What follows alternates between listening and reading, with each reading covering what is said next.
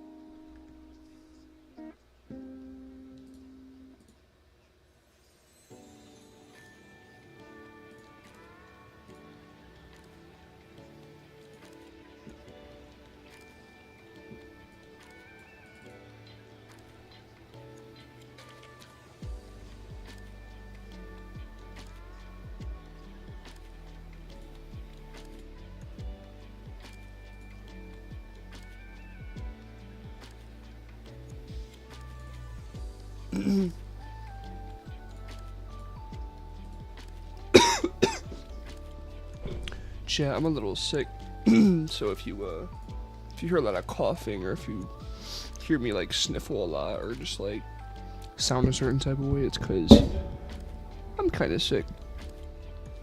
I smoked too much reefer, and it made me a little sick. I mean, it's kind of over with, and I kind of just have sniffles right now, and slight cough, and like it's like a burning sensation in my throat. Not really burning, but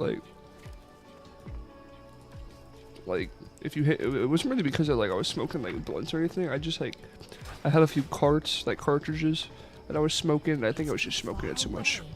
I've done it before. It's not the first time. But boys, I might stop smoking them and just start smoking regular weed, because I do it anyways, but you know, I smoke those things for convenience, but like just every so often I just get sick off them. It's like the worst thing ever. Alright. Now with that out of the way,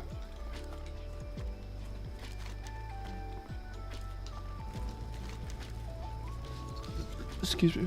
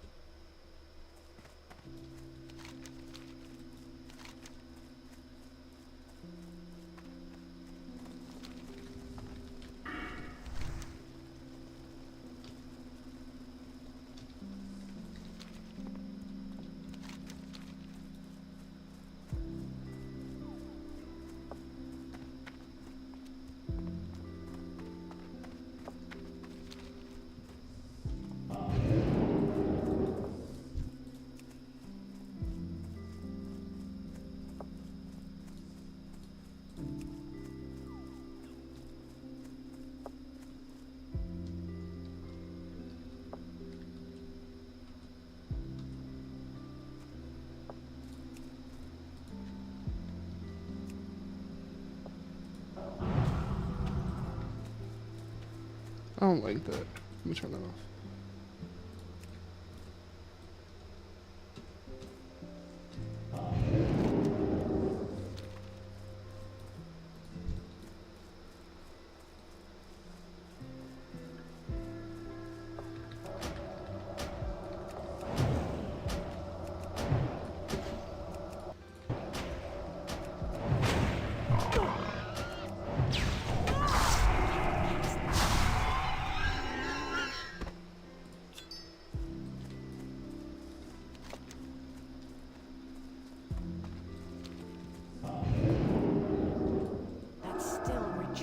It's really funny. I probably farmed like 30 of those blood shards and then got rid of them because I didn't know what they were for. And then it's funny, I got a quest from. That spell isn't ready yet.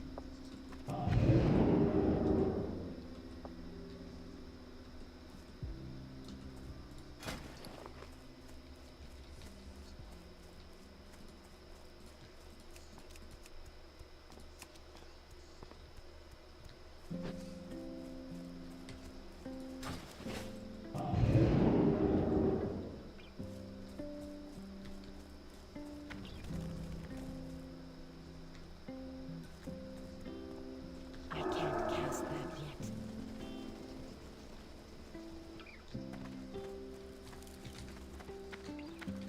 Isn't this the motherfucker in the cage? Yeah.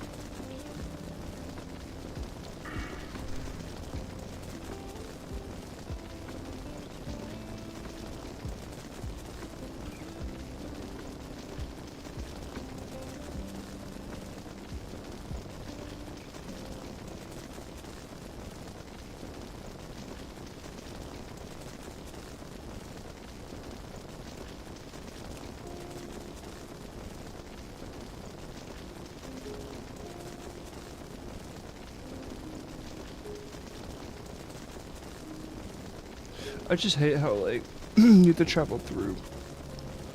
Going through all the way from, like, here to here. All the way to here just to get 400 XP for a dungeon quest. I just find that stupid.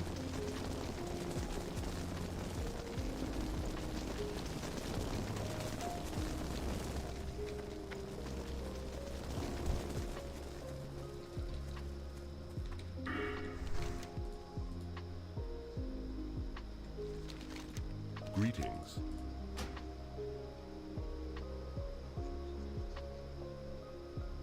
Ancestors.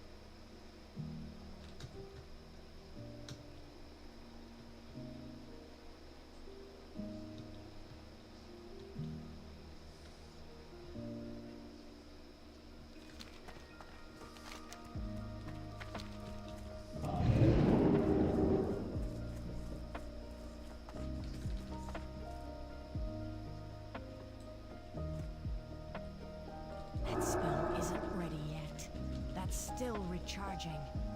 That spell isn't ready yet.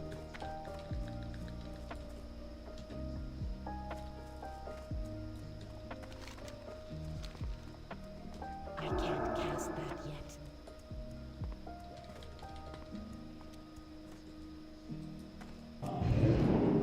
That's still recharging.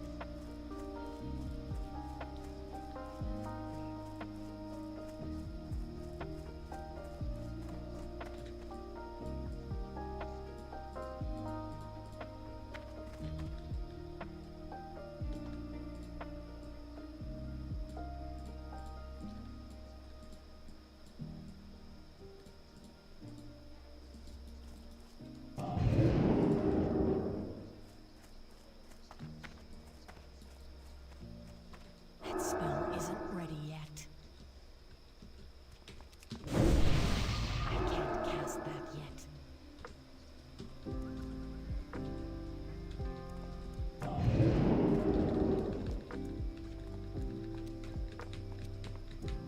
That's still recharging.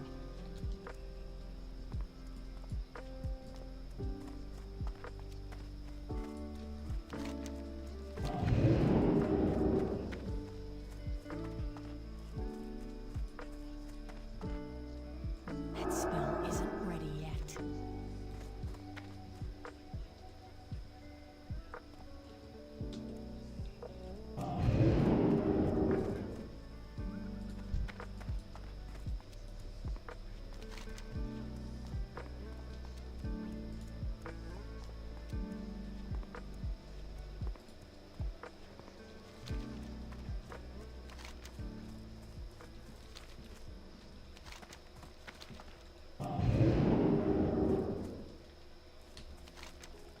That's still recharging.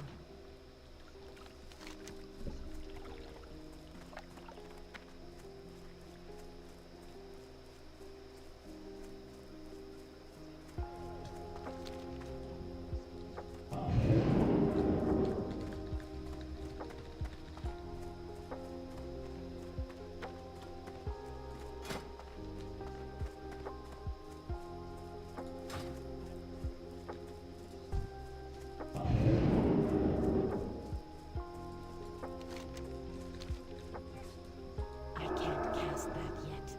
That's still recharging. That spell isn't ready yet. I can't cast that yet.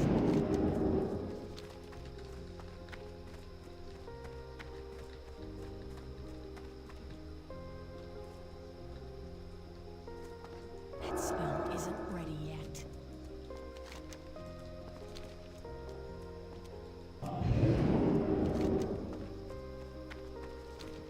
I can't cast that yet.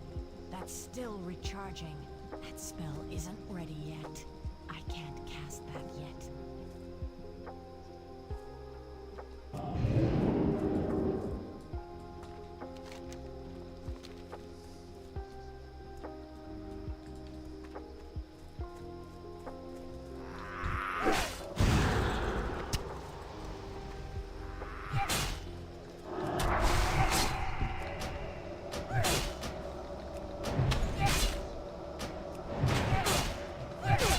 Still recharging.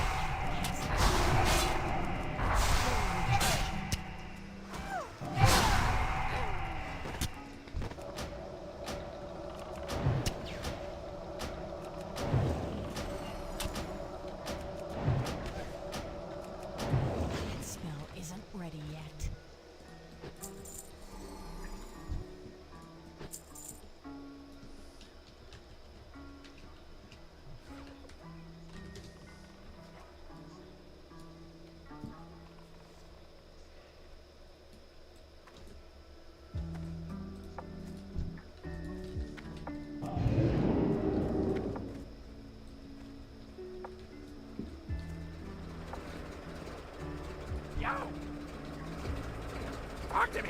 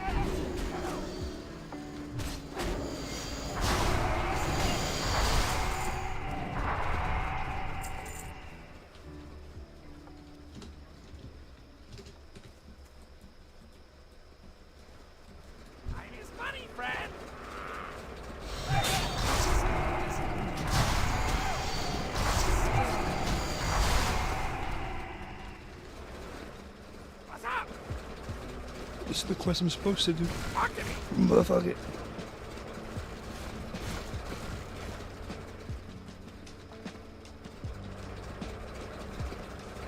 Time is money, friend!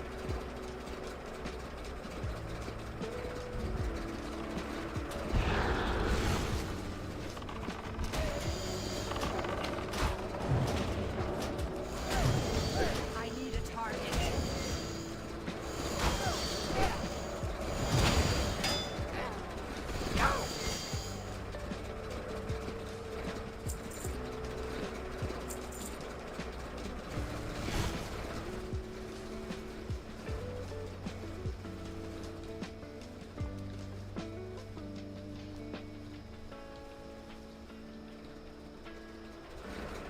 Yeah, very funny!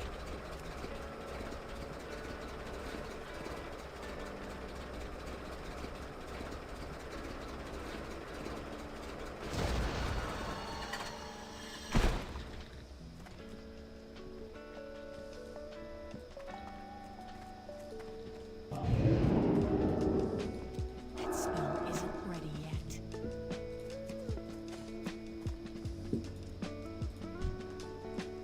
That's weird.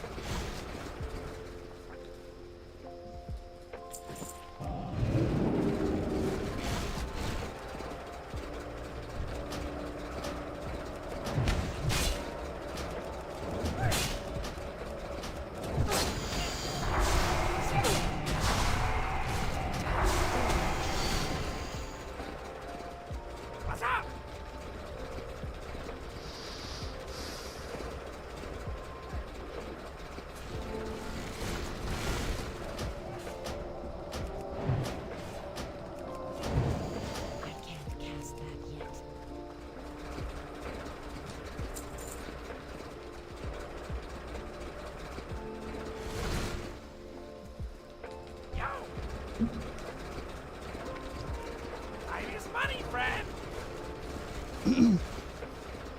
My throat feels so weird.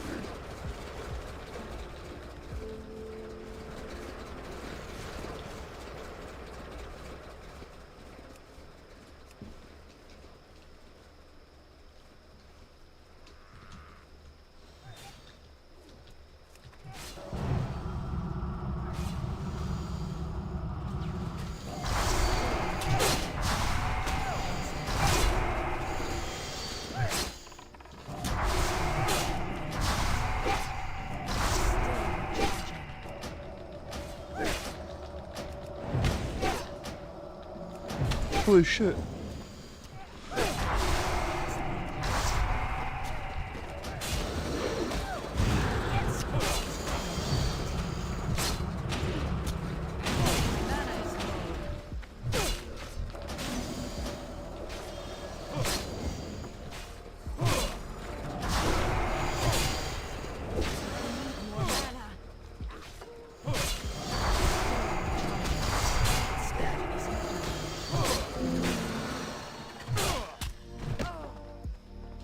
Not enough now.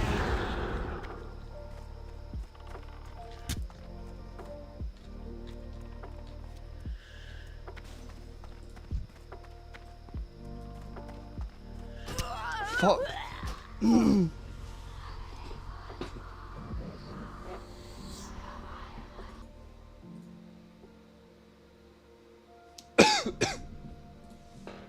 It's really hot in here, chat. I don't know why. I don't know if it's because I'm sick or if it's like my computer.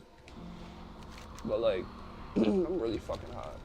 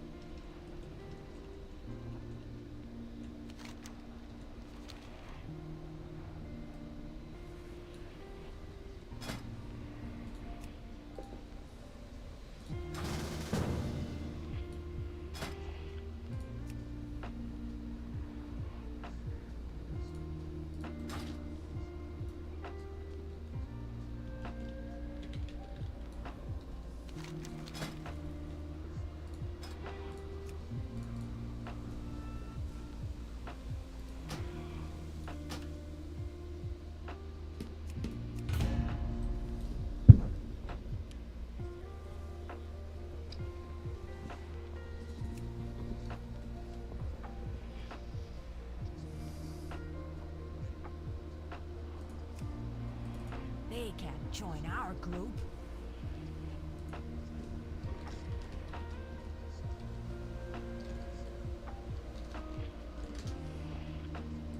They can't join our group. They can't join our group.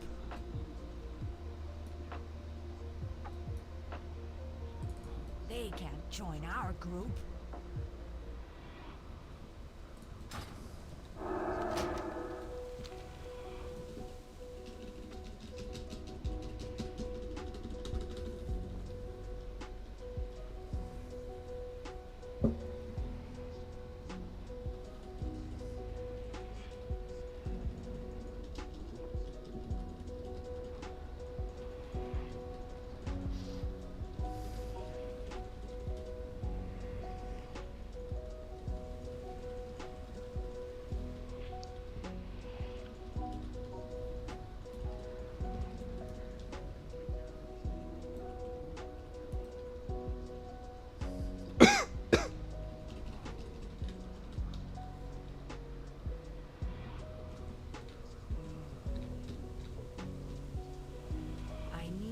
target something first.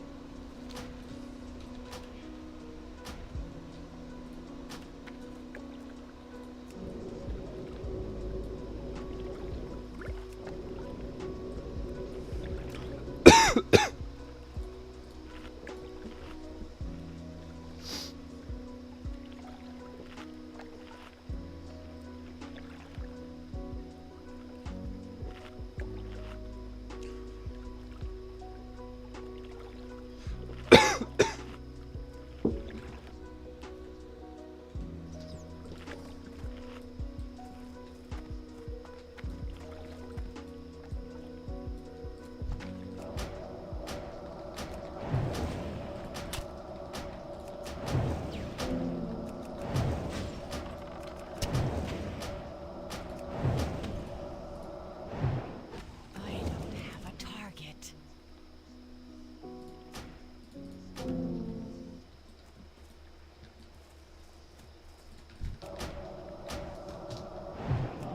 I can't cast that yet.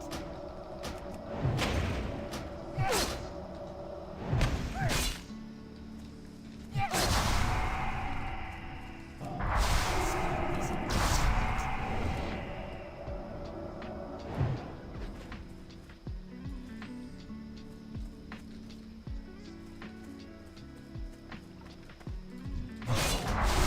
Recharging.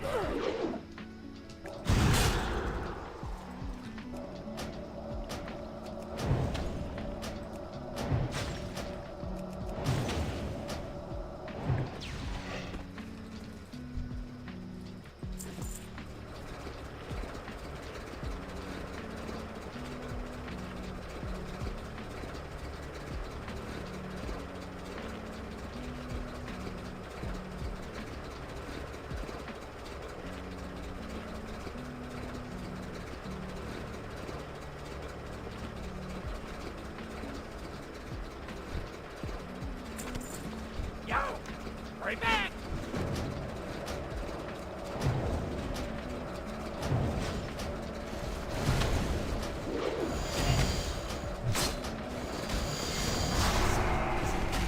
Bro got one-shotted. Time is money, friend! What's up?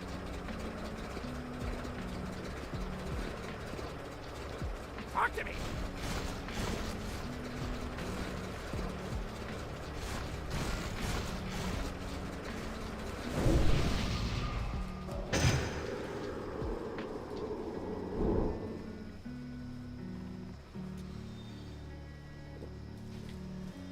Time is money, friend!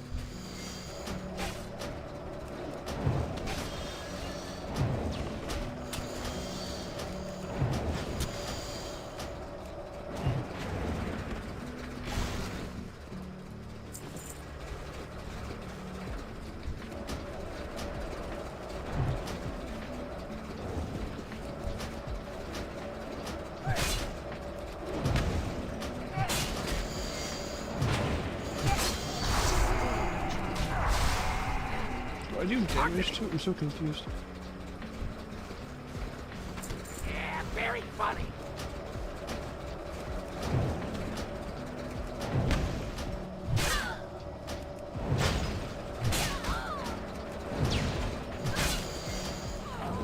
Target something first.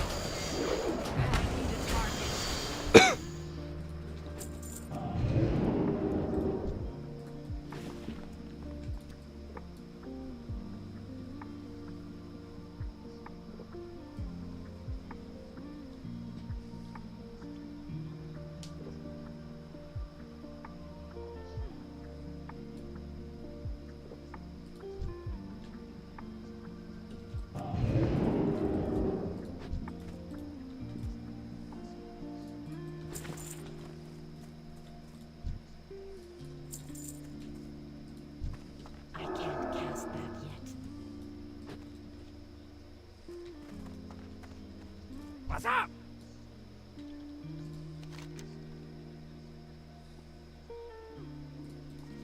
Yo!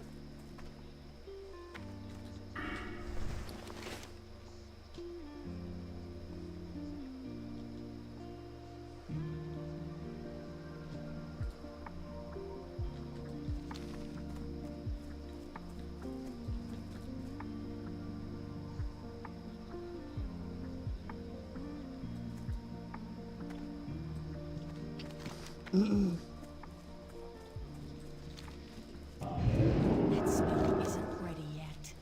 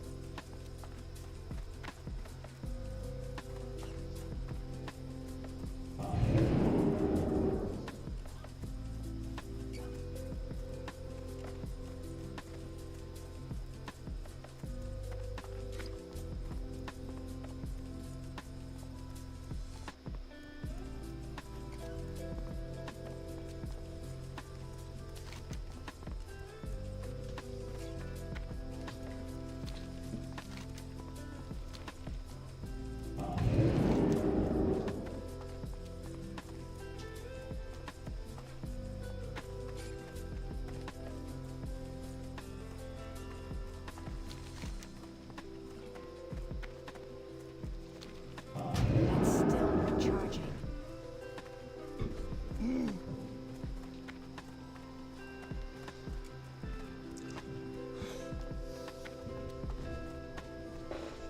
I think the what's up, GG's or GG's? I don't know how to say that. Are they from Greece?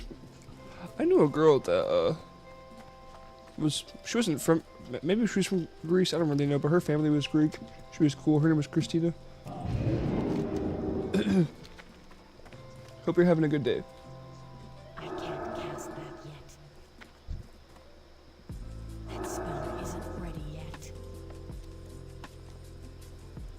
Yeah, no boys. Sorry, I've been streaming for like, how long has it been? Hold up.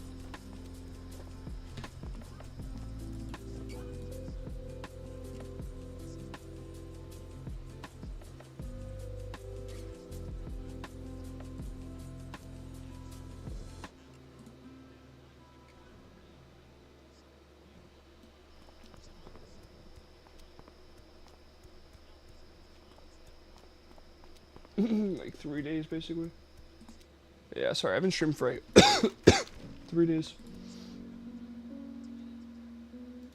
It's more like 2, but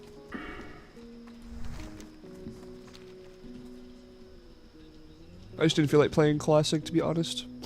Like, I played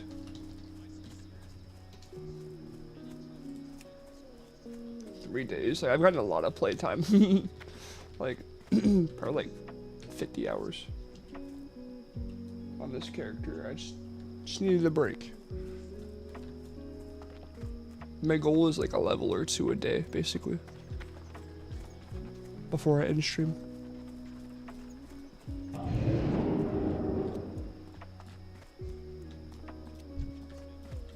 What's up? Have a good one. I'm good, Drippy Hippie. It's good to see you in chat. I'm I'm a little sick, Be good. but nothing bad. I just smoked a little Keep too it much weed. real. It wasn't it wasn't even really the weed. It was the cartridges. Whenever I smoke the cartridges a lot, I seem to like I get like a burning in my throat. That's how I know I'm gonna get sick the next day, cause it's like I did too much. Keep it real.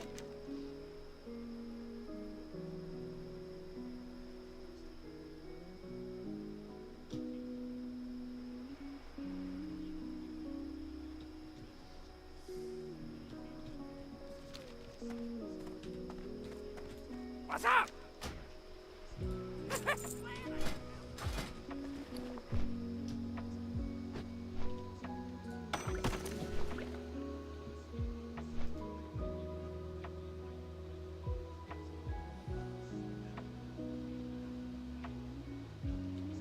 Yeah, they really do.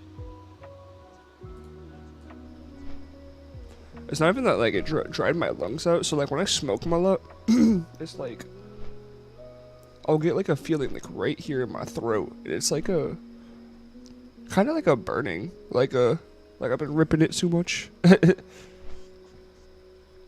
Like I remember I was up till like 3 or 4 in the morning last night, and that feeling kind of got worse. I ended up puking, and my nose got really stuffy. It was not fun. I call it weed sick.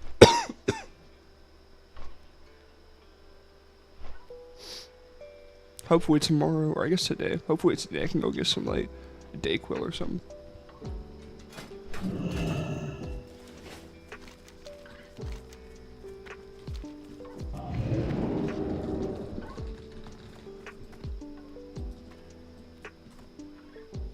That's still recharging.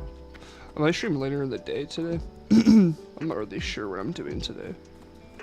I just wanted to hop on stream real quick, grind level real quick, see what's up with you guys, and probably go to bed.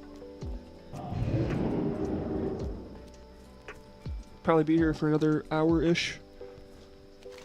That spell isn't ready yet. That's still recharging. I can't cast that yet.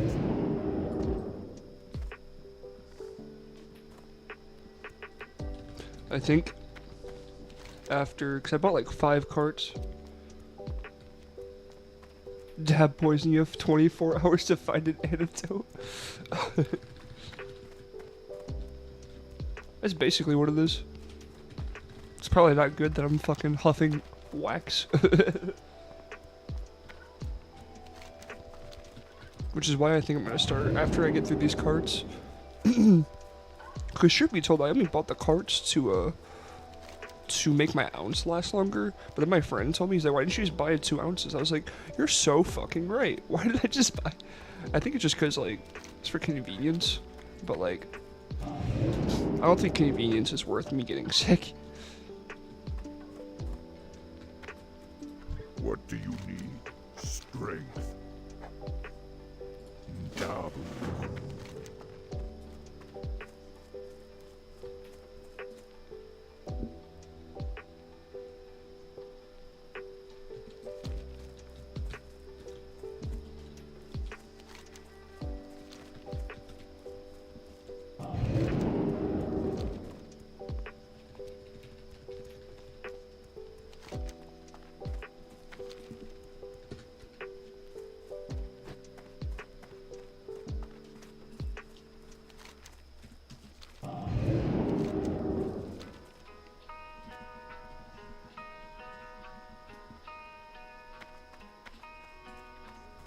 That spell isn't ready yet. That's still recharging.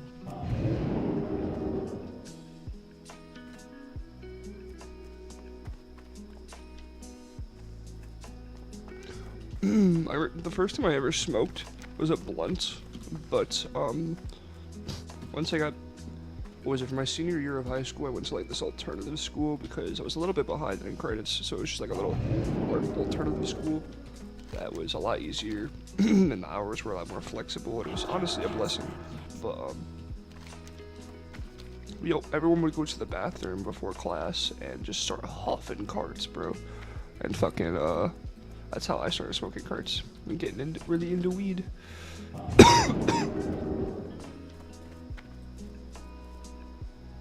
But That spell isn't ready yet.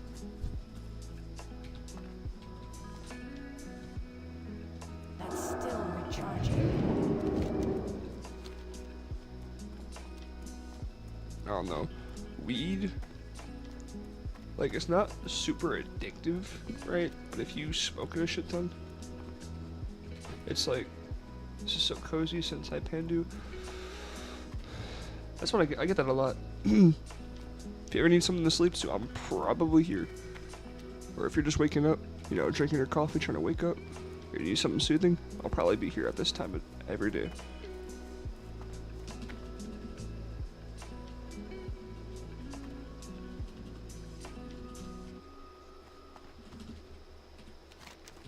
Wow, it's one of those games that's really fun to stream. Oh, boys, hold on.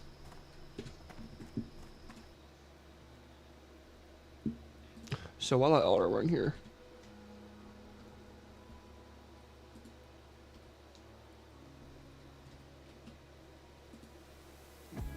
hold on, boys.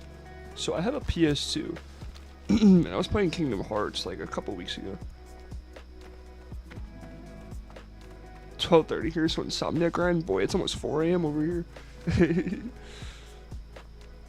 Yes, sir.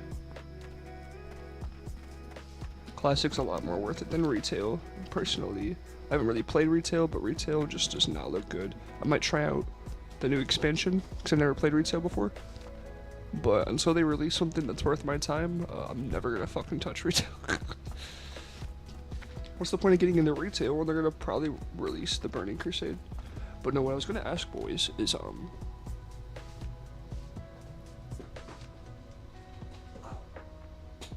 I have my PlayStation 2 plugged in to my PC, so I can stream my PS2. But hold on. Let me make sure I can see. I have shit. Hold on. I have Dragon Ball Z Budokai, and I think I kind of want to play it on stream at some point. I just don't know if that's something you guys would be interested in. But the game is cool. I have a lot of PS2 games that I kind of want to stream.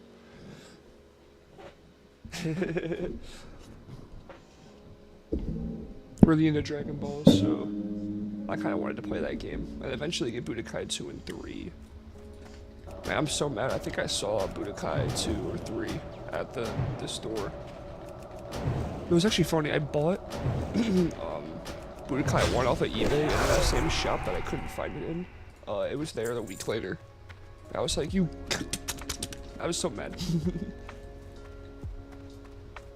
And they had Budokai 3 and I didn't have money. I was like, no!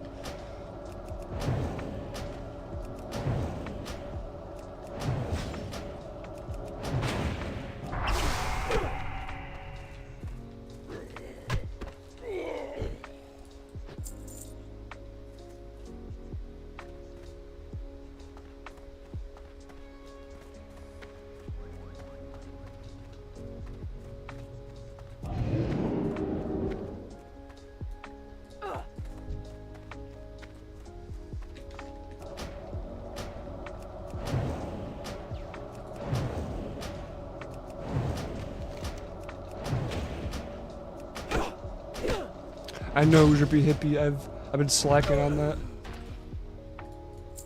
I'll go back to Kingdom Hearts eventually.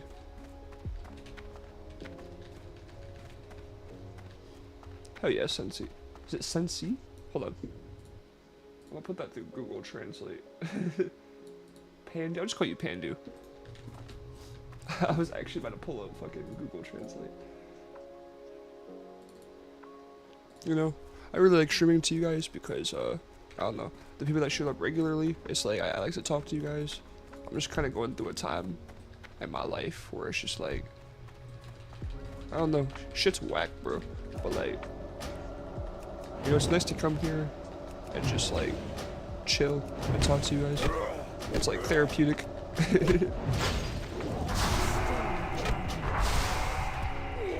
It's kind of when I started streaming again to begin with. I'm gonna leave this group because I don't think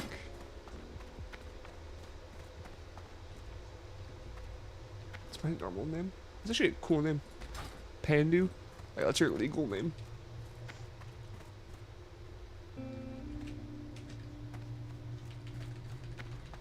I'm not allowed. I actually, boys, I almost caved and I almost started playing old school RuneScape as opposed to this game, but like, I've already started the grind, bro. I gotta finish it.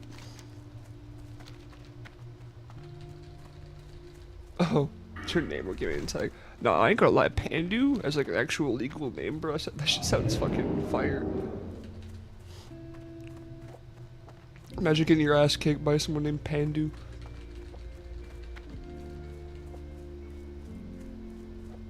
The motherfucker Pandu, man. He kicked all our asses.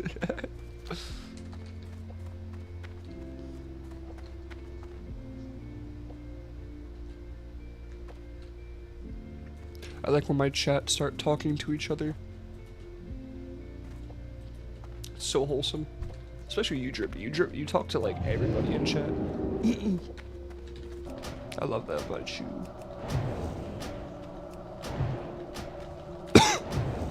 Besides being sick, you're doing pretty good. Actually, chat. Hold on. I want to show you something that I got the other day. So my friend, he's really into guitars, and I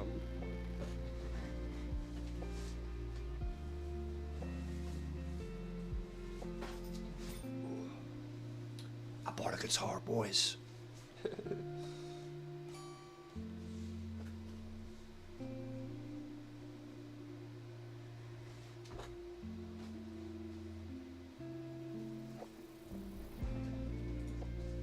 Is a Jackson. Oh, I'm gonna turn this off now.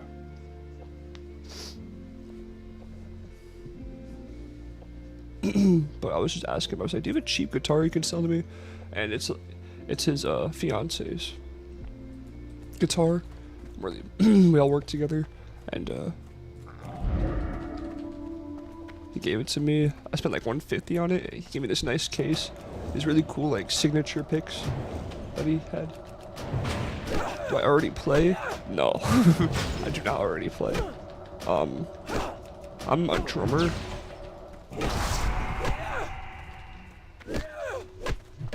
I'm a drummer, but I've always wanted to play guitar. And I had a guitar, but it's a crazy story what happened to it. Thank you, Pandu, for subscribing.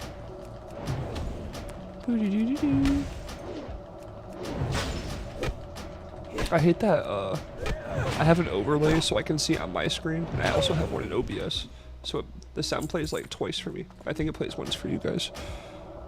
But I'm more of a drum player. This box, actually, you can't see it, I don't think, but I have a box. My friend gave me these, like,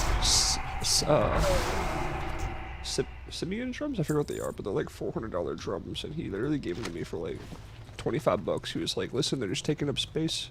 Just cover the shipping cost, and I'll give them to you. And I haven't been able to set them up yet, but they're nice. I need to find space. But I started my guitar journey. Actually, the reason why I was so pissed that I got sick, because I finally got a day off from work. I have one today too, but it annoys me that like I was just so sick that practicing was really annoying, because like my precision was off. I was getting annoyed. I just felt like shit. But I was starting to learn how to play About a Girl by Nirvana. Actually, where's my notebook?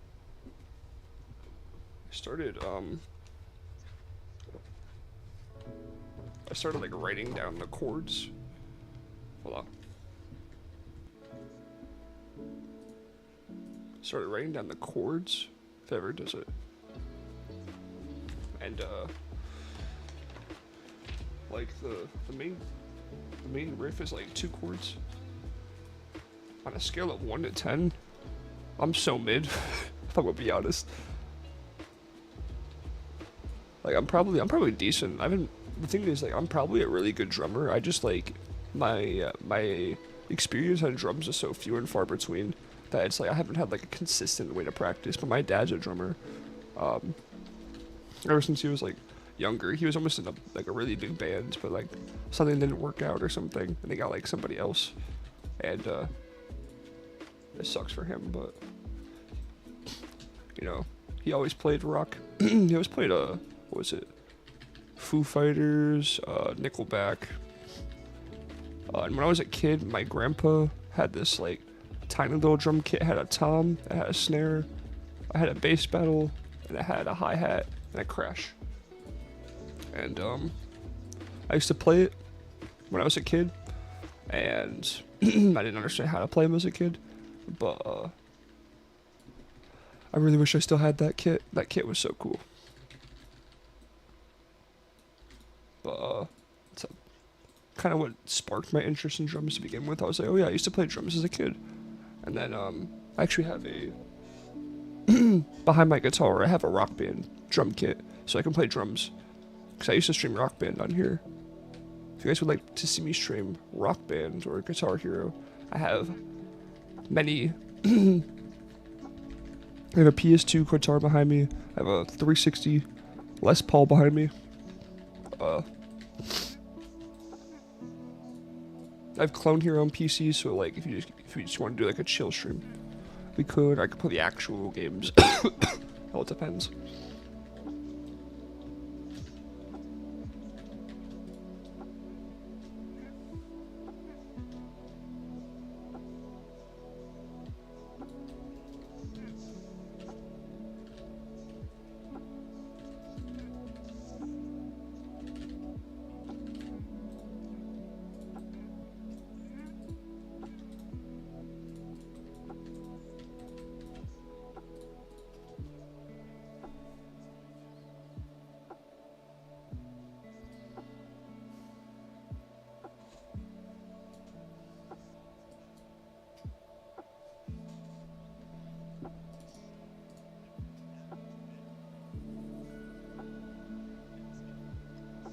Soundgarden, it's a really good band.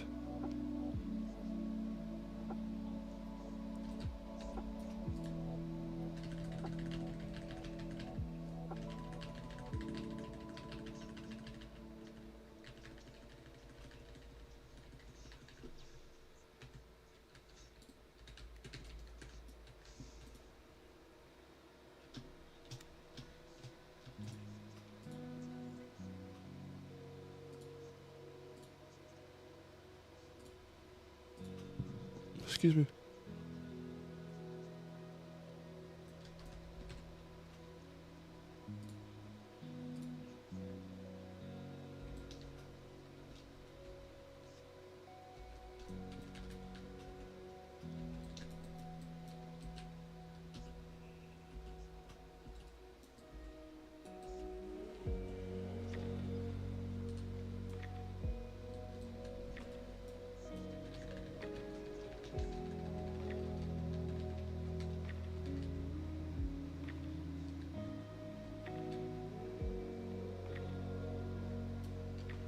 I read both of your messages. Hold up, so this is my number one fuel. Like learning some Foo Fighters or Nirvana songs on drums would be fun though. Nirvana is really simple on guitar and honestly every instrument. Like Kurt Cobain played a lot of power chords. Dave was cool. I didn't know, so I listened to a lot of Foo Fighters growing up before I listened to Nirvana. The actual first time I listened to Nirvana was when my dad played Rock Band 1 for the first time, and I heard In Bloom. I thought it was such a good song, I just didn't know who it was by for the longest time. And then, these past few years, I got back into Nirvana. And I just fell back in love with Nirvana, but Dave Grohl was really cool until, like, I really liked him. I thought he was such a cool dude until he, until he had another baby with, like, another woman, which isn't really my business, but it just kind of sucks that he did some weird shit like that. But besides that, he's a really cool drummer. He was a back singer, or a background singer for Nirvana. He was really good on drums. I'm trying to think. There's a song in Utero from Nirvana called Marigold, and I didn't know it was a Nirvana song until like this year, because originally it's in Utero, but the first time I ever saw it and heard it for years was in and this Foo Fighters like live show. Which one was it? Hold on, let me look it up real quick. Foo Fighters. Actually, no. Marigold Foo Fighters. It was live at. What was it? Contagious Theater? Yeah, I think that's how you say it.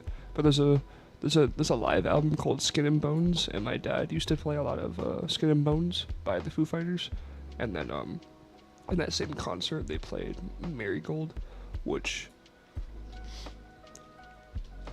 very good song. He's there, in case I want it all. He's scared. I love that song. All I want, the clock is slow. 6 colored pictures all in a row. I'm a marigold. I'll play it right now if I didn't get fucking copyrighted. I have legendary vocals too. Surprisingly, what is it? What is it? On there's this thing called Yarg. It's called Yet Another Rhythm Game, and it's what's it called? It stands for Yarg, Yet Another Rhythm Game, and it's like so on PC there's Clone Hero, which is like a Unity version of Guitar Hero that people will just play customs on. And it's basically like Guitar Hero. I don't know, like it's a really accessible version of Guitar Hero, but somebody made a version called Yarg, which is an open source like project, but it's meant to emulate Rock Band's style as opposed to Guitar Hero, and it has vocal support. And anytime I sing a Nirvana song, I always get like really high accuracy. Same thing with Creep by Radiohead. I want you to know. I can't do it right now. Fucking, my voice is not in the singing condition. I want you to notice I'm not around. Wish I was special. So fucking special. I actually made a Rock Band 1 video if you guys want to check that out.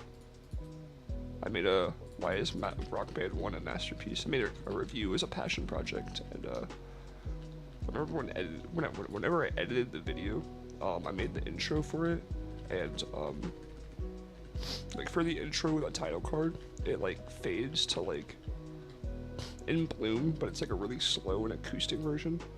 And when I was editing it, I don't know why, I think it was the nostalgia, but I like cried when I was editing that. I don't know why. I think it was just the nostalgia and the fact that I would just like I liked the game so much, and just like it brewed feelings of, you know, my childhood nostalgia.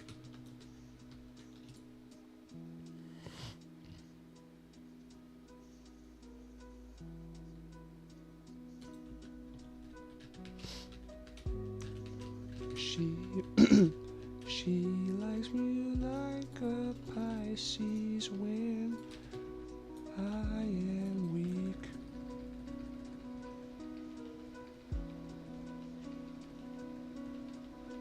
AMVs, they feel some nostalgia. Honestly, AMVs are just nostalgic in general. I used to watch a lot of AMVs when I was a kid. Not really anymore, but you know, if one pops up in my recommended, might watch it.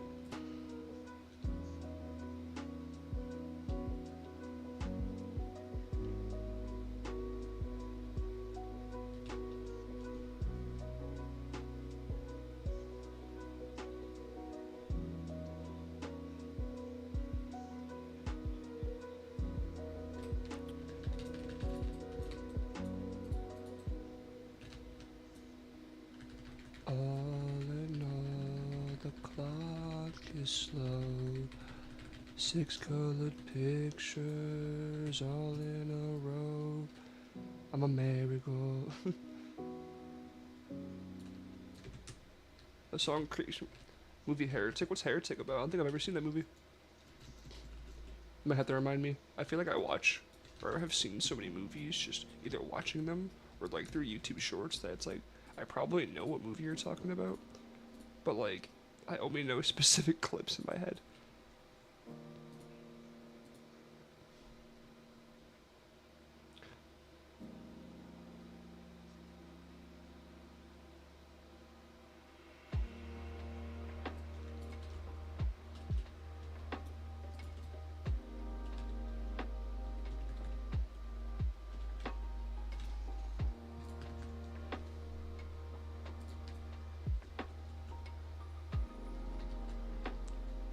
Sell the kids for food. Where the change is moods. Spring is here again. I recommend that movie 100%, and I really recommend this cartoon called Common Side Effects. Oh shit. I had to look into it, Trippy Hippie. It's on Netflix, or is it like...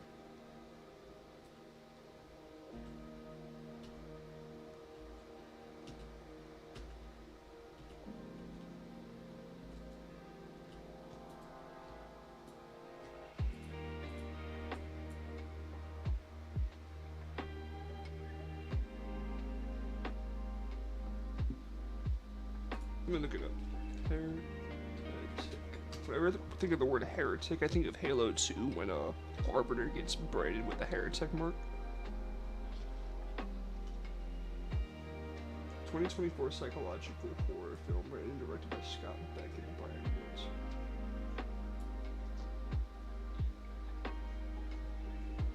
It's got like a 7 out of 10. I'll look at it.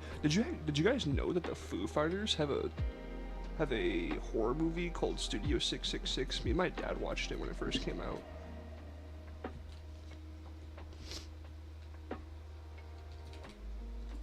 I watched it in theaters, and like the entire concept is that the Foo Fighters like move into this house to like make their new album, but it's like haunted, and they all get like slowly killed off.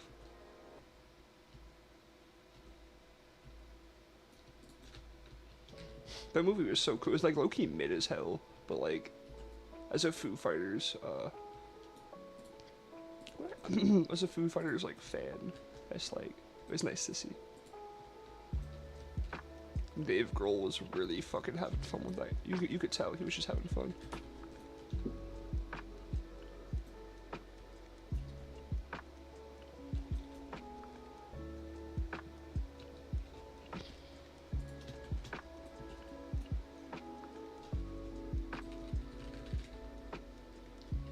Hell yeah.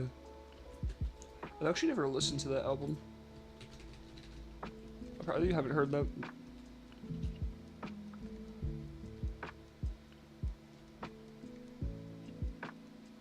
It's based on Halo 2? No fucking way.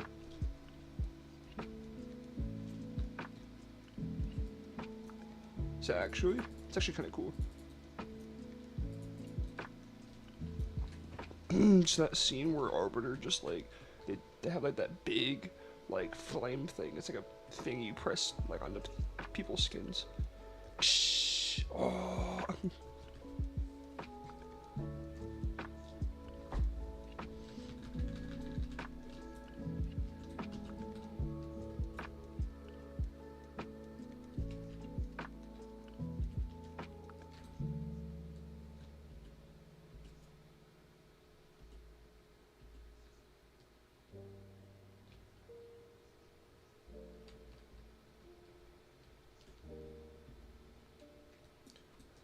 Okay, I'm not trying to get super political, but that's probably the only thing I'm really gonna say about it. I'm not really a really big political person, or I'm not really into politics, but the amount of y'all, I'm assuming you all have heard about like Charlie Kirk getting shot. He was like this political like debater guy that got shot in broad daylight in the middle of like Utah, like in front of everybody. And people that justify him getting shot are like actually insane. Like, I've seen so much cope where it's just like he had a different opinion than me, so he deserves to get shot. It's like, what the fuck? Like, I don't care what opinion he had. I don't think he deserved to get shot in front of like an entire campus, personally. But that's all I'm gonna really say about that matter. I was just curious what you guys think about it. Because, like, because I saw the video where he got shot, and it's like, he got shot, like, right, I don't know, crazy, so he was wearing a bulletproof vest, and they shot the bulletproof vest, and it ricocheted into his throat, and then like blood just went everywhere. So a really dark topic just to bring up out of nowhere, but holy fuck, it was crazy to watch. But like, people were like, oh, he had a different opinion, so he deserved to get executed. It's crazy.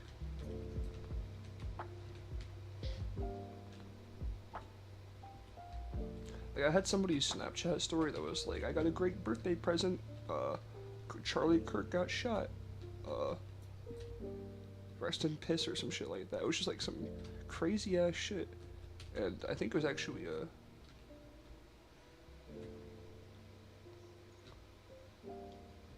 I haven't stopped thinking about me too, because it's just like, it's senseless violence, and it pisses me off that people try to justify senseless violence. It just sucks because I was following along with everything today with the footage of the suspect walking and exiting. My friend was he kept updating me about it because we were in Discord all day. And he was playing Borderlands 4 because he was waiting for it to come out. He played Borderlands 4 and then he was showing me like Twitter updates. And they think they found the dude, kinda. Not really, but like, kinda, sorta.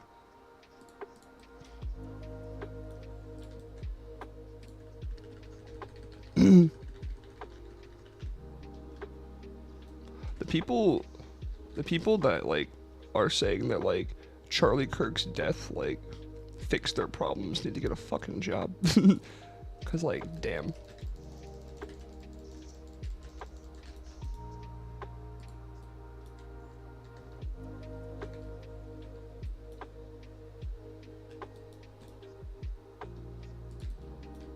I don't know, I just don't like the senseless death and the fact that people are celebrating some, like, an innocent person just getting shot.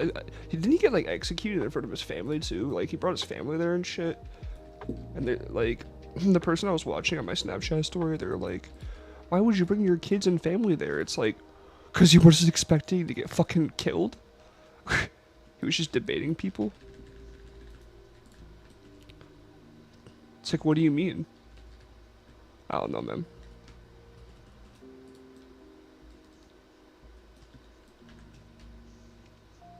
It just sucks because I used to always see him in my YouTube feed, and sometimes he would make some pretty good arguments and some pretty good points during a debate.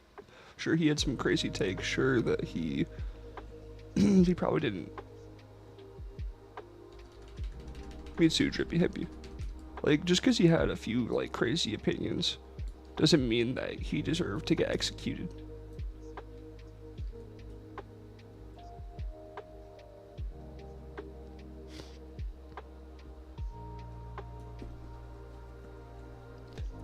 Exactly, Pandu. Exactly what I'm thinking.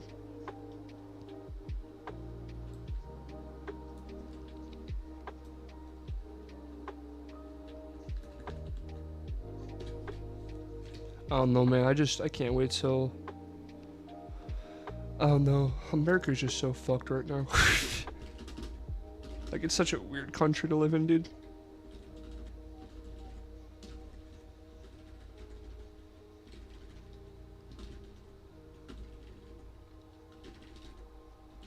It's like, in terms of presidents, it's like, no matter who I voted for, our country was fucked. Apparently, if you try to speak your mind and do free speech, you just get shot on sight.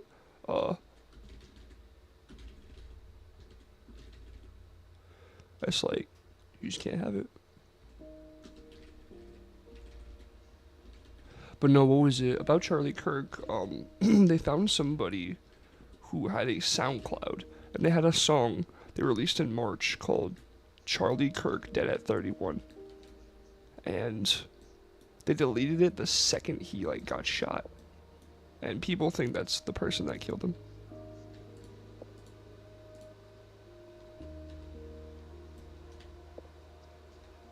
Oh shit. Dude, I forgot to... Dude, I've been playing WoW this entire time. I'm so sorry, guys. I forgot to click it. Thank you for reminding me. You're a legend. I forgot that I switched it from my guitar. I've just been running around. I just killed some things for a quest. Yeah, I actually did. I saw it in my recommended Drippy Hippie. I haven't watched all of it, but I'm actually watching Asmongold on my second monitor right now as background noise. But it's fucking wild, bro.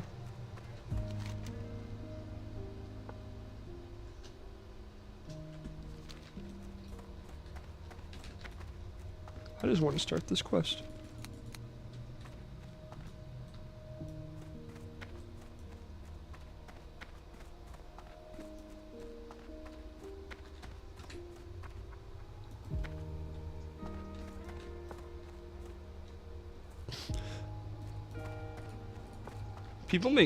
Some people like judge me just based on the fact that I watch Asmongold, and I find that so whack.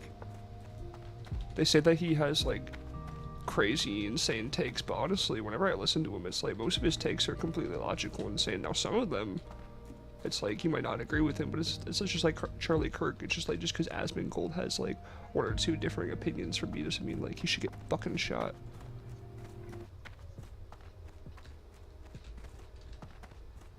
Yeah, I saw that. That shit was crazy. He jumped off the building and started limping.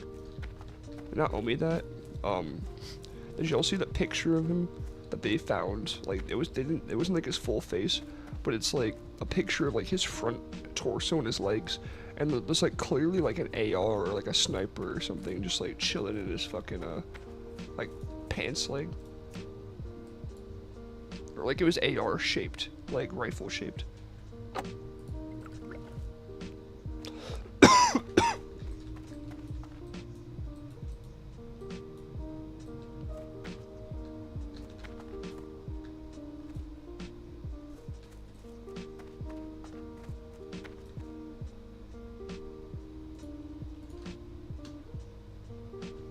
Do I have to do something for this quest? Hold on.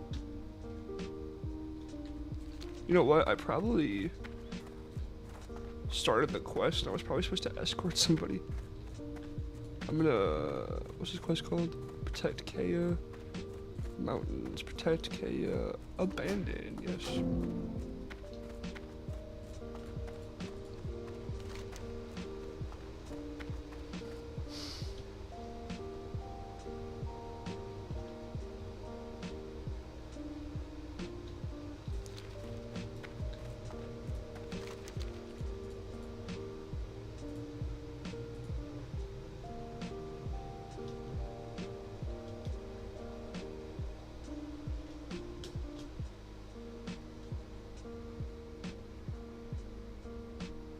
That's crazy. Thank you guys for reminding me that I had the game not showing. Streamer oopsie. I had someone come in my chat. And they were just like, "Are you trans?" And I was just like, "Nope." And then they just didn't say anything else. Do I look trans? Like, be honest, guys. Do I look trans? I mean, if I did, that would mean whatever. I don't care. I support trans people, but is it because of my hair? Like, it's fucking hot in here.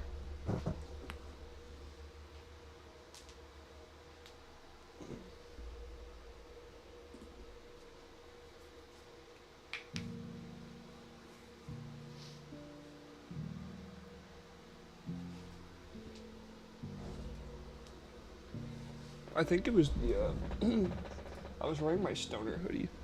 Where is it? I was wearing my, I was wearing this. They're probably doing that on everyone's channel. I wouldn't be surprised, but no, I was wearing this hoodie. I think I had my hood up. And they were just like, "Are you trans?" And I don't know why, like, for the rest of that stream, like, I was just bothered. I was like, "Nope, I'm a cis male, baby."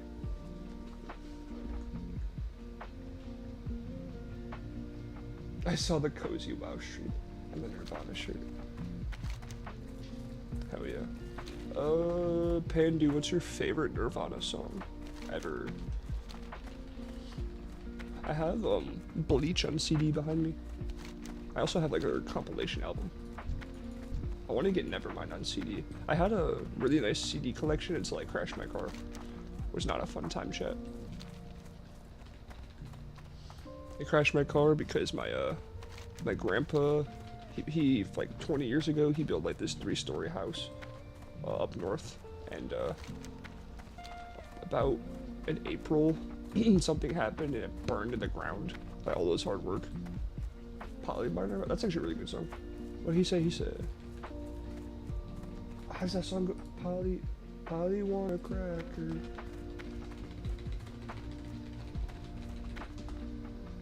But no, the whole house burned to a crisp, and it recently just got like rebuilt because they had insurance and it got fully reimbursed. It's not exactly the same, but like a modern version basically. But where was I going with that? I was thinking about it. I was at a red light. I was coming from the dentist. My glasses were broken, so I could see. It wasn't really the glasses that was like the issue. I think I was on my way to get my glasses actually. I forget, but I think I was on my way to go do something else. I think the next day I was actually gonna go get my glasses, but I was driving for like 2 weeks without my glasses because they were broken, and I was thinking about that up north house that had like just burned down. I've been going there like literally my entire life. I just thought about it, like all the memories that I've had there, and that I'm just never gonna see that place again. Like there was an upstairs, there was a middle floor, there was a basement.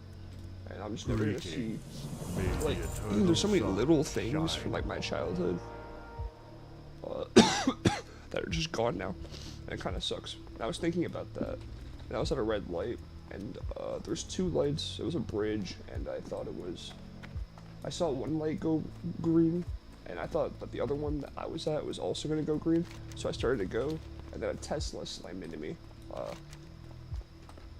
He hit me from my driver's side door, top left wheel. I got the case dismissed, luckily, but I lost my car. I had my favorite Eminem CD. I had the Marshall Mathers LP in there, and I have my Nickelback CD, Silver Side Up, and I think when I went to go collect it, I had the top of it, but I accidentally grabbed the Eminem CD, like the bottom of it, and I thought it was the Nickelback one. And so I still have like half of the Eminem CD, I guess technically.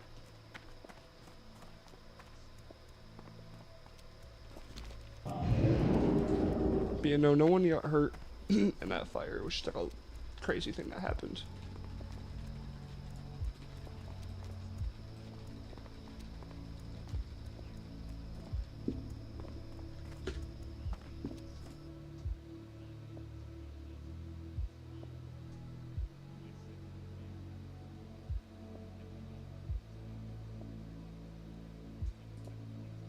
I know it sucks, but, you know, shit happens. You know, at least my grandpa, like, the thing that sucks is, like, the house burned down, so it's like, his life's work is basically gone, but it's great that they had insurance, and it's great that they basically got, like, a brand new home.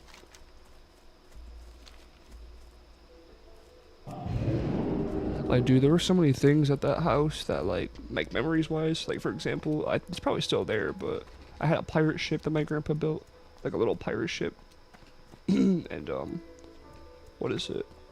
Over the years, it's, like, decayed, so there's, like, holes in the flag, the steering wheel for it is, like, in 2 pieces, and, like, half of it remains, but, like, I still love that thing. It's still there. My grandma's dog, she had this golden retriever named Gracie. She was such a sweetheart, dude. From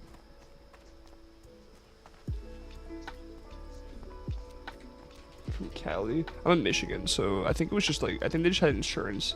Like, if the house if anything just ever happened to the house, they got 300 grand worth of insurance, so they were able to build it. But no, my grandma had this dog named Gracie, and Gracie was the sweetest little golden retriever. She was so nice, never hurt a fly, and I remember there was a door right here, There's 2 doors, right? One was to the guest room, which is like where we slept. One was to my grandma's room, and then there was a hallway going this way, and then there was like a bathroom. And in between all of that, Gracie would just like look at me, and if I couldn't sleep, I would cuddle her on the floor until I got tired. And she was the sweetest little dog. I used to always go to this lake right by that house, because it's like by a bunch of dirt roads and stuff. It's up in the boonies. But used to be this lake we went to, and we used to like throw a frisbee, or we threw a stick to see how far she could go. I'm trying to think. I always rode my 4-wheeler up there. That was always a nice time. I'm trying to think. I always used to. All the TVs got destroyed. Not that that mattered, but like all the old. So like before they put like a bunch of new TVs and shit in there, for like the longest time we had like we had old shit. So we had like those old like big ass box TVs. You know what I'm talking about, from like 2004. They were good memories. But like, I think the reason that I really liked going up there is that every single time I went up there, honestly, except for the last few years, because we went up there like every year in the summer, and what was it? Like, I think the reason I liked it was because like it was just an escape from like the internet and just everything. You know what I mean? Like, it was just a place where I could just get away from home, get away from everything, get away from school, get away from shit that annoyed me.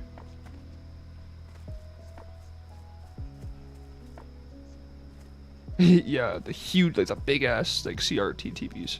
We had like WoW. No, we had DirecTV for cable. But also like those like old ass TVs from like the 1950s and like not 50s, more like 70s. Like, you know the ones with the dials and shit.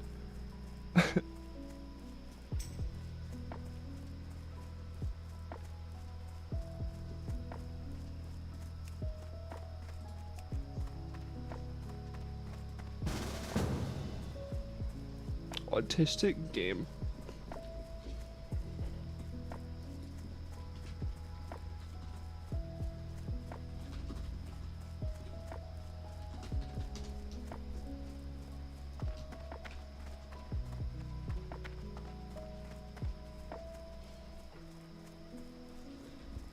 Hell yeah.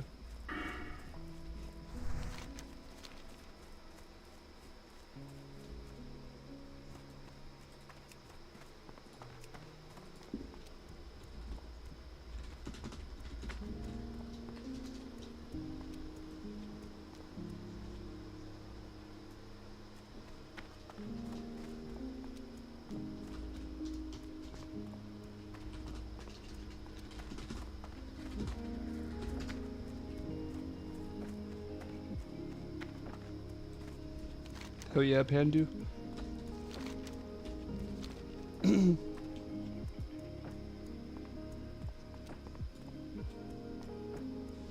don't know, like whenever I went up there too, it's like I brought all my old shit. Like I would always bring like my DS, you know what I mean, to like have nostalgia. Cause that's what I used to do as a kid. I used to bring my DSi up there. I used to grind all types of games. I was grinding Mario Kart.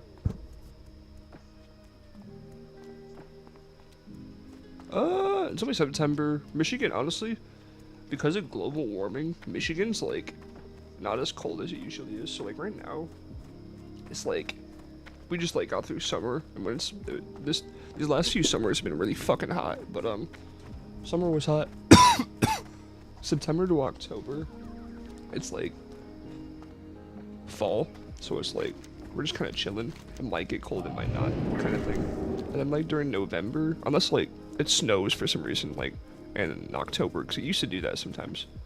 But what is it? It doesn't really get cold. Like it used to always snow before Christmas, but like the last like 6 years, it's just been like weird.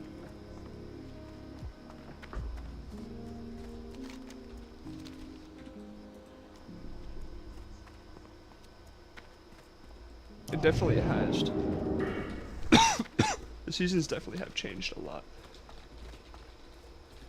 But that's actually why, so the reason that house burned down is because up there was ice storms happening in the area. Like trees were falling and shit.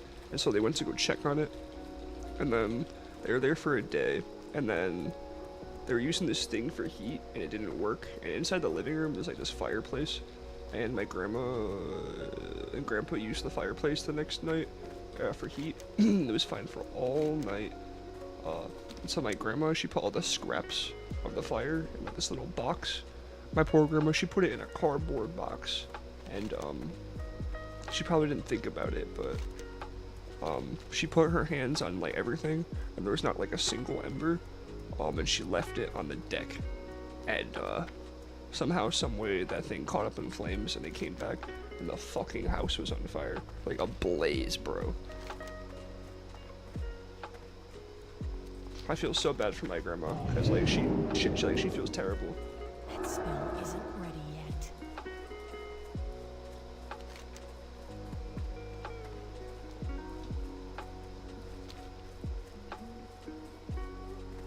She did. She felt really silly. She felt really bad because like that was her husband's hard work that she just like accidentally destroyed. Like it wasn't her. It was. I wouldn't say it was her fault. Like it definitely kind of was, but like you know, at least they got it reimbursed and they had insurance. Like if they didn't have insurance, I think my grandpa would not be with us right now. If I'm being real. I don't think he would have killed himself, but I think he would have been really depressed.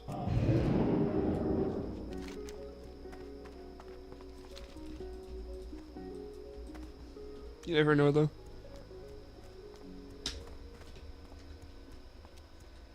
Still recharging.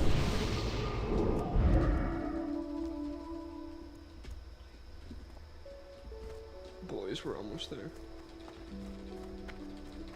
Alright, I'll see you soon, Pandu. You better be you. I'm joking.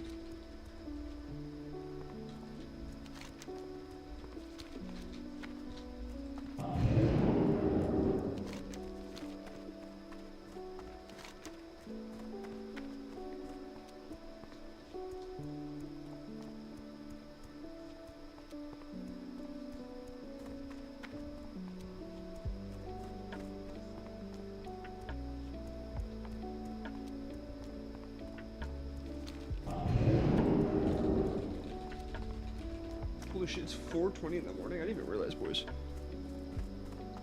For all my stoners, it's time to toke up. I would, but not tonight, boys. Not usually I'd rip a fat blinker, but no, thank you. Not tonight. I don't want to. I've done that before, where like even though I was sick off weed, I'll like continue to smoke it anyways.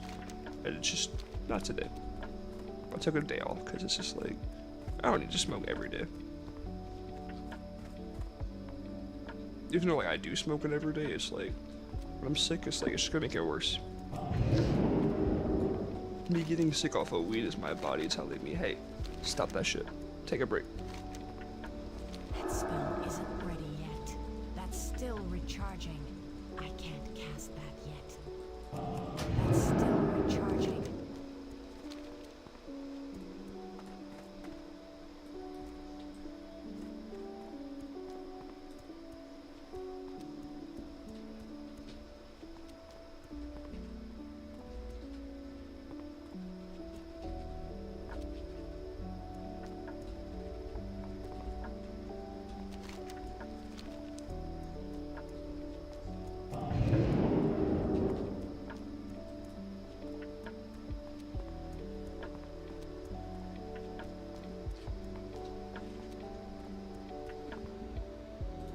It's my task manager. I feel like my computer's being really loud.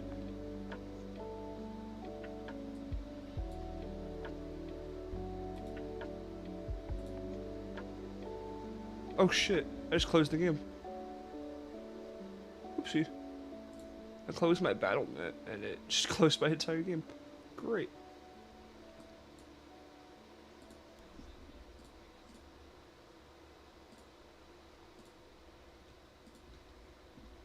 Whoopsie doo.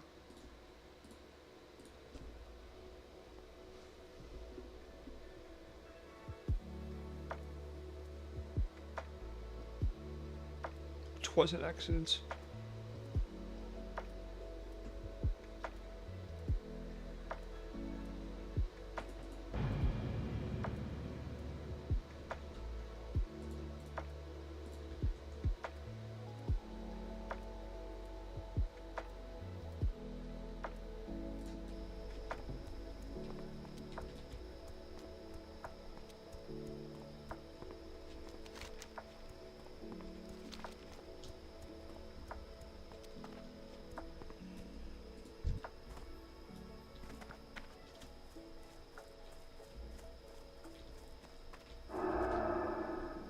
I hate that it shows like quest markers that like I don't even have the option to like go and see like this little exclamation point.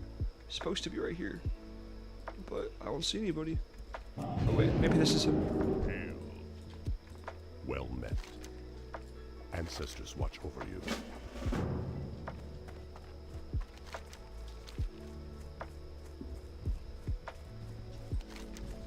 I can't cast that yet.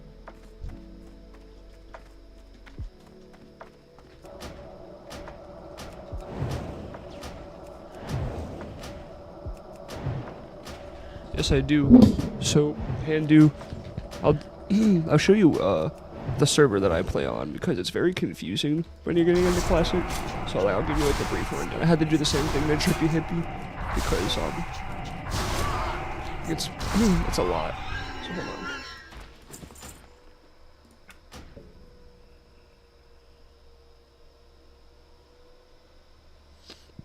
So I'm playing on the anniversary servers, which it'll make sense when I show you every single version of WoW. So Classic, you know there's Classic and there's Retail, but there's like 5 different versions of Classic. So, see this mode selector? With the era and anniversary. So, you have WoW Classic. This is always in rotation. This is just standard vanilla Warcraft, level 1 to 60. You can play this anytime, any year. This is the first time I ever played World of Warcraft. Got a level 19 warrior. I started leveling mage, and then I was like, wait, I should just do that on the anniversary servers. And that's when I did that. It's a free character transfer, but I'm not going to do that. So there's Classic, and then there's Classic Hardcore, which if you die, you're dead. And there's Season of Discovery, which has like some really weird skill trees who like like basically I don't really even know exactly what these are. Like it's like a different like there's skill trees where it's like you can make like your warrior do not warrior things basically. As like an example, like skill trees that are like different and like change the game so you can kind of play it any way you want basically. Then you have 20th anniversary and hardcore. But then it doesn't show it here. So right now in Classic, when Classic first came out, there was a server that it was originally just Classic, and then they released Classic and then Burning Crusade, and then Burning Crusade went through Wrath of the Lich King, and what's it called? Cataclysm. Like it already went through Cataclysm, and now it's on Mists of Pandaria, and essentially the 20th anniversary servers, from my understanding, are gonna be they're gonna be a like kind of like a catch-up thing. So like the current expansion is Mists of Pandaria, but I think this is kind of like for people that miss Burning Crusade, Wrath of the Lich King, Cataclysm, and they're gonna probably like cycle through those again if that makes sense, because everyone in chat.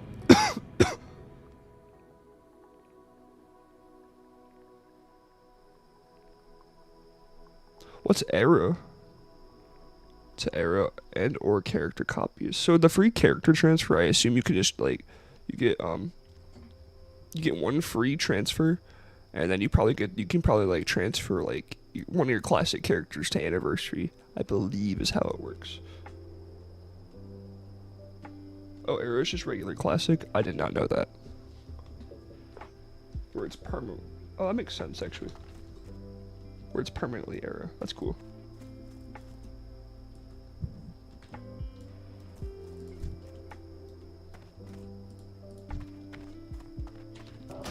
Essentially, the server I'm playing on is because everyone in chat is like, oh, we're preparing for the Burning Crusade, and so on and so on. Which I wish I played, because I didn't play Burning Crusade at all, because I didn't understand how WoW worked, but it looked really cool. And then I think I started playing the game around Wrath of the Lich King.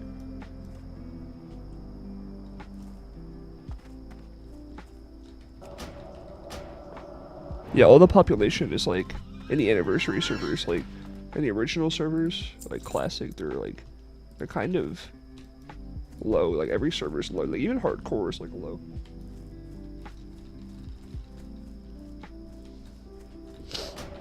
Because I remember in Wrath, I made a Death Knight, Closer. and I didn't understand. I was like, why am I level 55? I was just really confused how everything worked.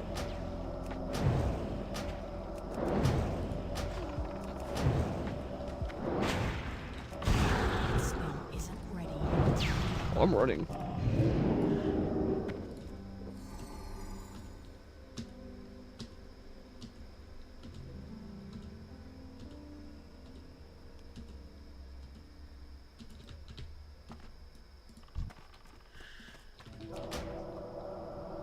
It's too far Let's get back away. here.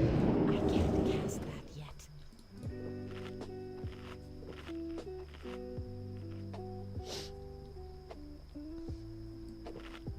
Actually, I think it was this one dude that comes in my chat. His name is Mad Gaming Zone. He actually started uploading recently because he's on like an ancient ass setup, and he was asking my help on like how we can record. I suggested like a few editing programs and like software capture tools for like Windows 7. But he plays like a private Wrath of the Lich King server, and he said that like compared to Wrath of the Lich King Classic, like Classic was a lot more buggy than the private server, somehow. And he said that like in terms of like ranking, he said that original Wrath of the Lich King was like the best, and then he said that the private server was second place, and then he said Wrath of the Lich King Classic was bottom of the barrel. But I don't think he's played that. I think it was just like something he heard or something. That spell He said it was isn't slightly ready more yet. buggy than the private server somehow. That's still recharging. I'm not really sure. He didn't really. I think that might have been the name of it.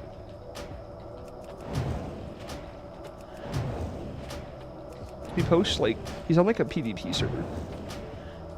Oh shit. He's on like a PvP Wrath server.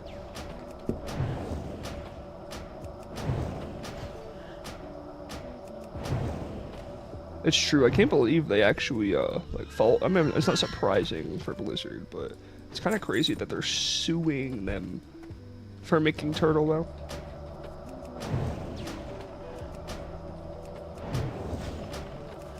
Isn't it? Don't you guys find it like really weird that like Warcraft used to be built on like custom games, and now that people are making like private servers and like custom expansions, like Blizzard just fucking hates that. And I think the reason is because y'all remember Dota? How they lost Dota because of that lawsuit that happened way back when.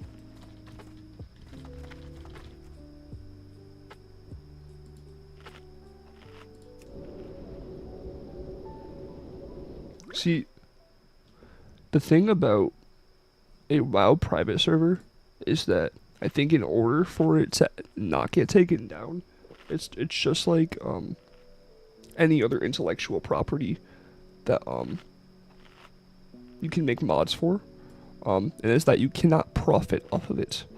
If you're profiting off of it, not good. Big copyright and law strike or lawsuit incoming. We're about to level up, boys.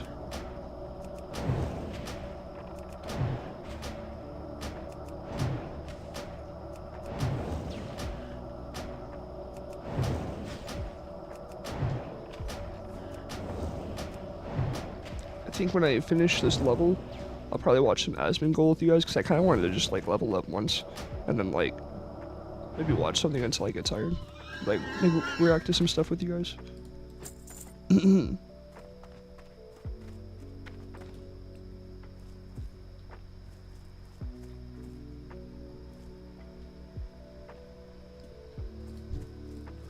Yeah. Well, that's why a lot of private servers get away with it, is because they are in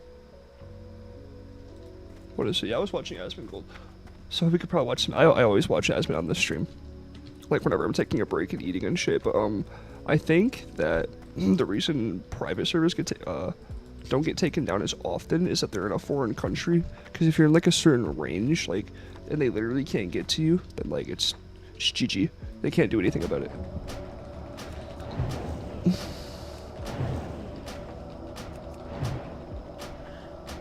Low-key be kind of crazy if like some Americans made like let's say they made like let's say like an American group made something like Turtle WoW, and then they sent it to like some foreign ass country where like they can't reach it in lawsuits. That'd be kind of smart. Blizzard, don't take me down. I'm not. He's feeding them ideas. Ban him, ban him, ban him. He's speaking the truth. Ban him. Kill him, shoot him.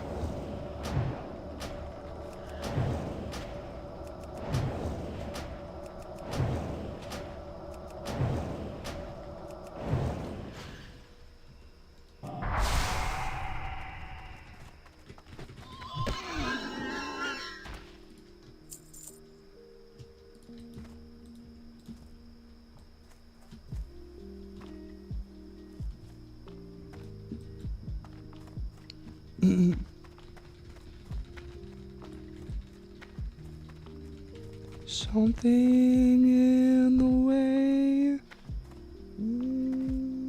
Looks like Night Slayer is pretty popular on Anniversary. I have a 19 Undead Warlock there. It's pretty cool. I'm playing as an undead mage. I just thought undead looked cool. It probably sucks because I probably didn't pick the most optimal class, but this first Anniversary character, I'm just kind of like, you know, I'm doing my own thing.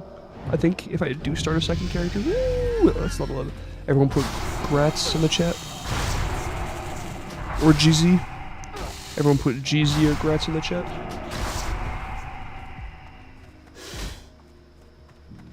I completely forgot what I was talking about.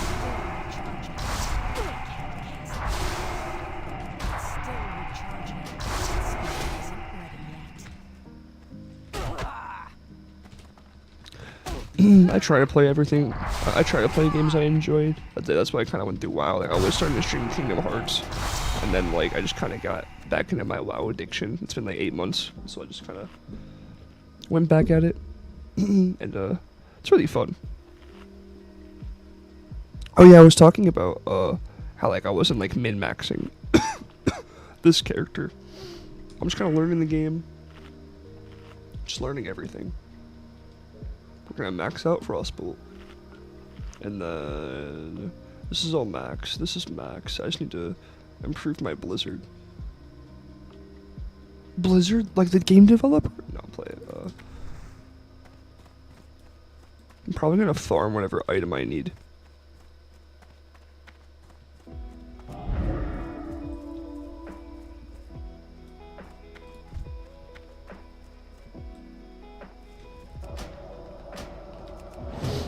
Does anyone in here play RuneScape? Or like old school RuneScape? I have a few people that are like really into that game. And I've played it a little bit. But like, I don't know if I want to commit my time. I think I need to play MMOs one at a time.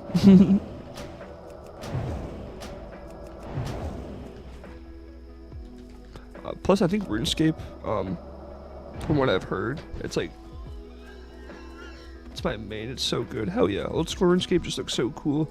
I had this manager that I worked with, and he got a different job, and he's really into RuneScape, and we were playing Magic the Gathering for the first time the other day. It's actually really fun. But wait, yeah, okay. But he is really into old school RuneScape. He's been playing it since he was a kid, and I've always wanted to get into it. It's just like,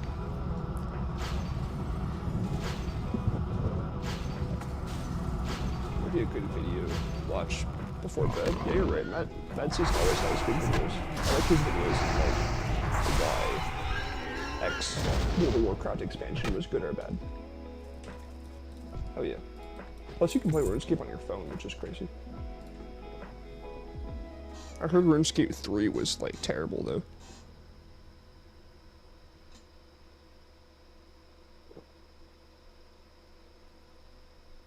Which doesn't that tell you? So also before I continue with that, actually I'm gonna say that. So isn't it kind of crazy that like most MMOs have to make, like, not most, but like the two of the most popular MMOs had to make a classic version of their game because the new version was so bad. that they had to play it. Horizontal versus vertical progression. That's crazy. I was gonna say though, yo, Mad Gaming, so I was just talking about you, my G. How you doing, man? This is that Ratango. That's that private server player I was talking about. Pandu. That's still recharging. I summoned him, bro. You know what I was gonna talk about?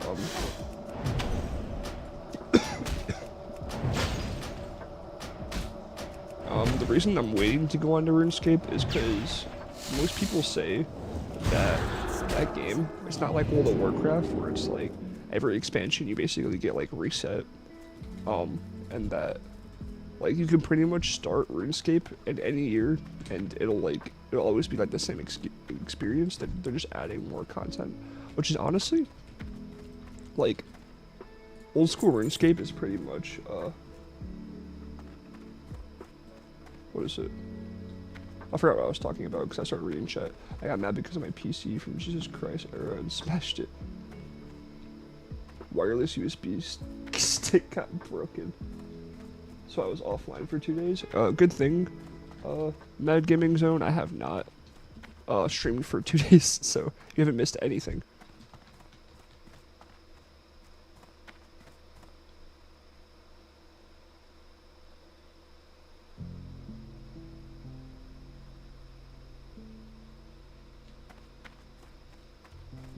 Basically, that's how WoW is, and that's kind of like why I'm playing WoW right now, because it's like, if I don't play this, then, I mean, I guess technically, I could play on Classic and then use my free character transfer, but why would I do that? Still recharging.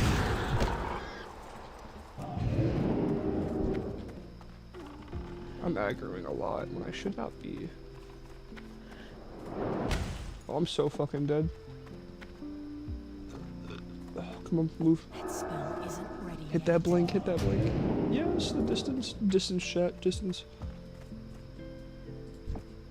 Alright, now I can eat this, eat that. I'm really just trying to get this last item down here. Weapons of choice. I mean, I kind of already... Whatever, I'll just...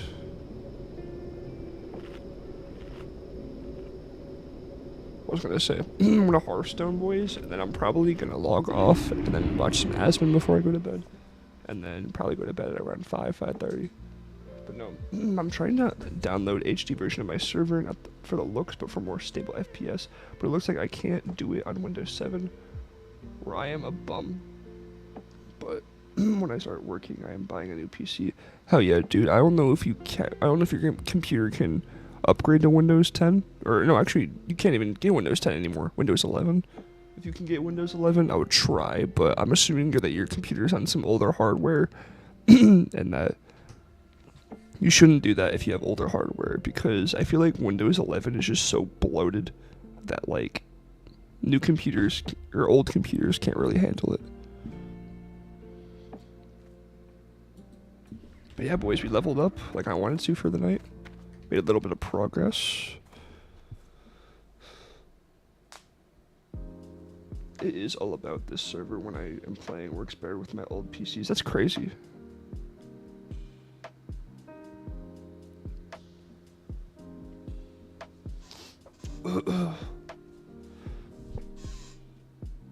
Oh, Mad Gaming Zone. I've been watching some of your content because it pops up in my sub box, and keep up the good work, man.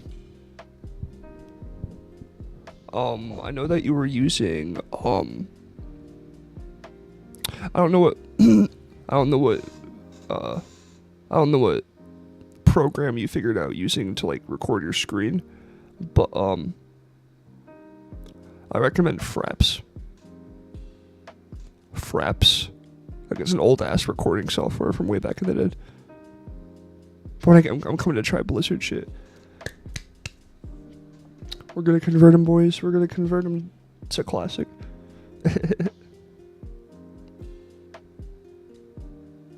Fraps was like OBS before OBS. Everyone used to use Fraps. I use Ocam. It's pretty good. Fraps is like a old ass like recording software that like PewDiePie and shit used to use in like 2012 before OBS was a big thing.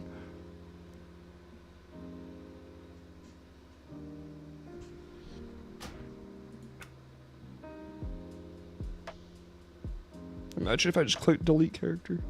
I think it asked for a confirmation.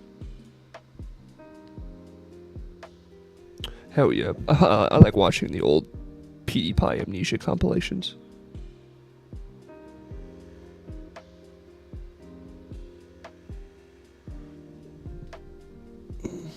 What's my task manager looking like? 21% CPU? New record?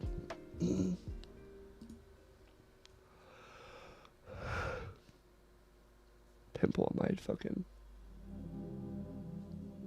like side of my mouth. Owie. Oop, I think I got it. Sorry, chat. You had to see that.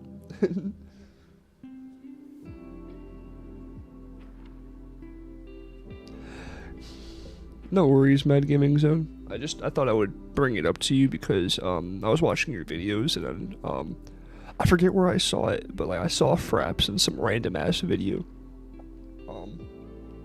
that I was watching from like World of Warcraft or something, and they were using Fraps, and I was like, I forgot they used to use that. I forgot that was a thing.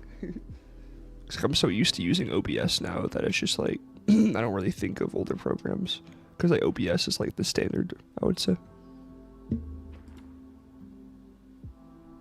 Nah, Mad Gaming Zone gotta record with the you gotta record with the unregistered Hypercam 2.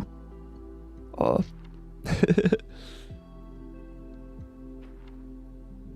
wonder if Hypercam 2 is like actually still a thing. Like registered, of course.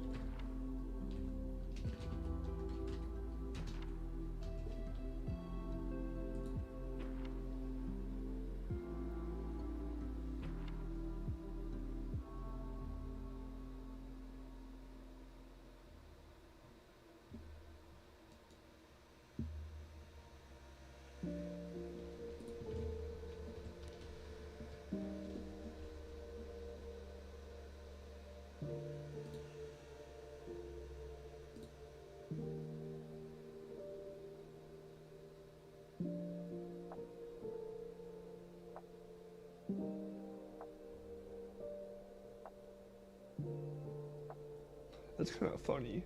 The Hypercam 2 website is like down, and the only thing I can find is like a Wayback Machine version of it. Like it had to be archived. It looks like a Windows 95 program. But hold on, chat. Desktop. Wait, no. Wrong one. I just hit the screenshot button.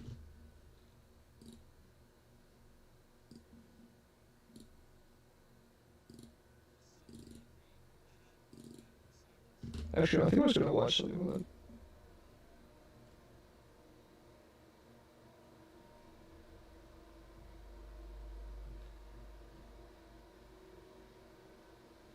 Yeah, I'm just gonna react. I was just watching this. Whenever I don't know why these two videos, the Burning Crusade and the Wrath of the Lich King stories from Asmongold, are perfect. Oops, sorry, I got really close there. They're perfect. Like background noise. I always love listening to them because he tells them with like as if it was like a real battle. Double mic audio. Hold on. I don't know why, but on desktop, it like has two mics, and I can't remove the one. Thank you. Wait.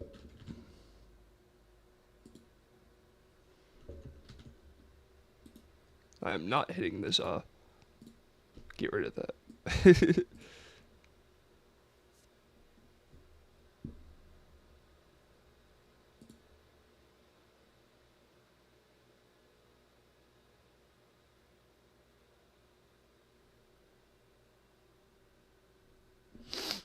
Any videos you guys recommend? It doesn't have to be by Asmongold.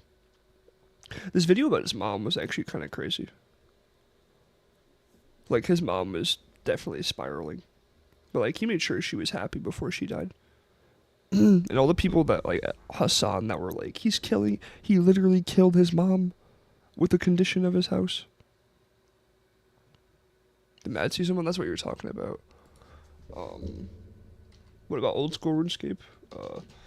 Asmon Gold, old school RuneScape, Mad Season. Oh wait, no, you were saying I'm tripping. You said to watch the Mad Season video about old school RuneScape, not Asmon Gold reacting to it.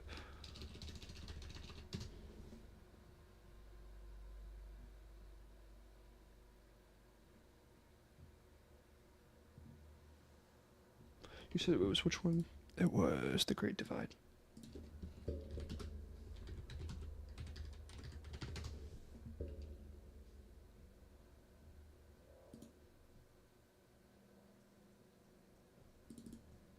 Watch this before I go to bed, and then I'll end stream.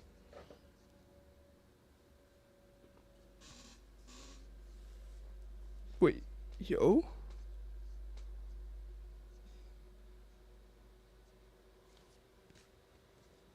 Oh, this is what you were talking about.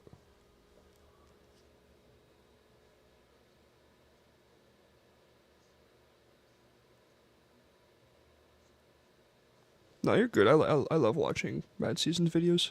I watch all of his not all of them. I watch a lot of his videos. Oh, forgot. I have to.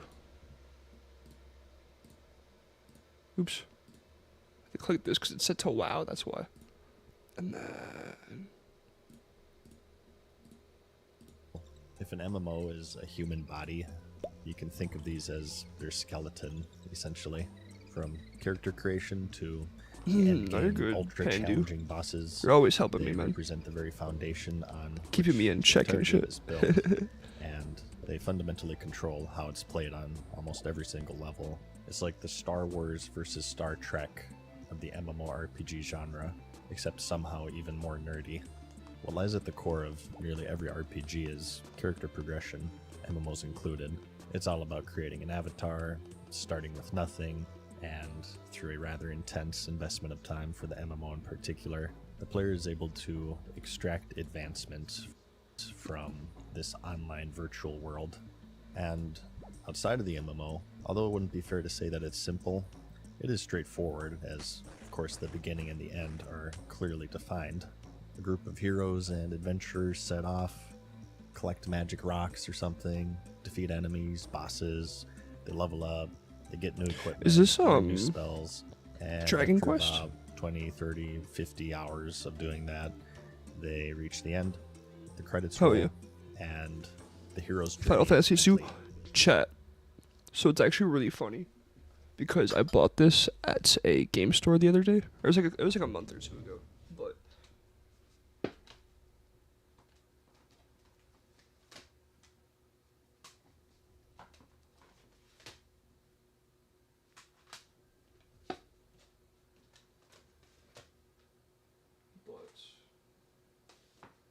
I actually have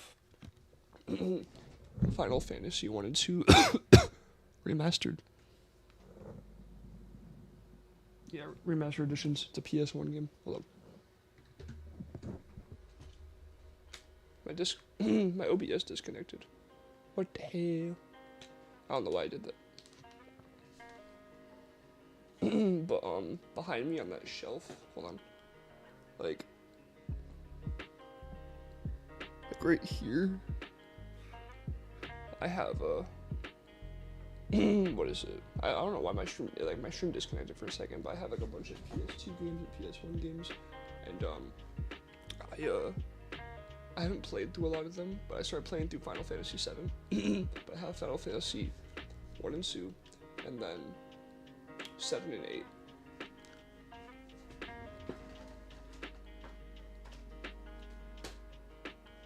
Like here's my Final Fantasy 7.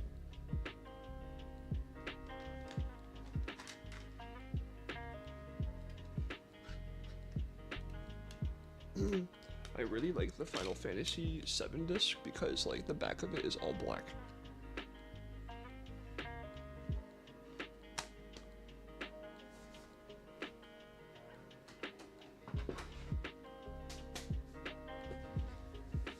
But yeah, chat. I need to start playing more PS2 games on this chat or on this stream because I want an excuse to play it. But in the late 90s and early 2000s, of course, here comes the MMO, which is unique because they remove one essential component of the RPG, and that's the end.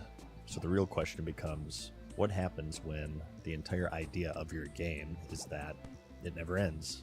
And even decades later, content is continuously added in order to keep the players busy and therefore subscribed. And more importantly, Old school in this RuneScape model, looks so how cool. do you construct its progression and how does that change compared to its single player count? Like, the thing about old school RuneScape is like, you know how with World of Warcraft Classic, people want like Classic Plus? Old school RuneScape is like their own version of Classic Plus because there's like a poll system where they they ask like the community like what updates they want, and they add that content. But like just because they add an expansion doesn't mean that the old content gets removed, which is honestly just so cool. I wish WoW did that shit. Like if WoW just made like Classic and then they started making expansions in Classic, that'd be pretty cool. Part. Like this is the new great expansions in challenge Classic. that developers of the genre have been struggling with ever since its inception, and it's usually what makes or breaks. But they're not it. going to do that If the because it developer fucks with the doesn't add lore. Enough, the Probably. players run out of things to do, they get bored, and subscribe to their competitor.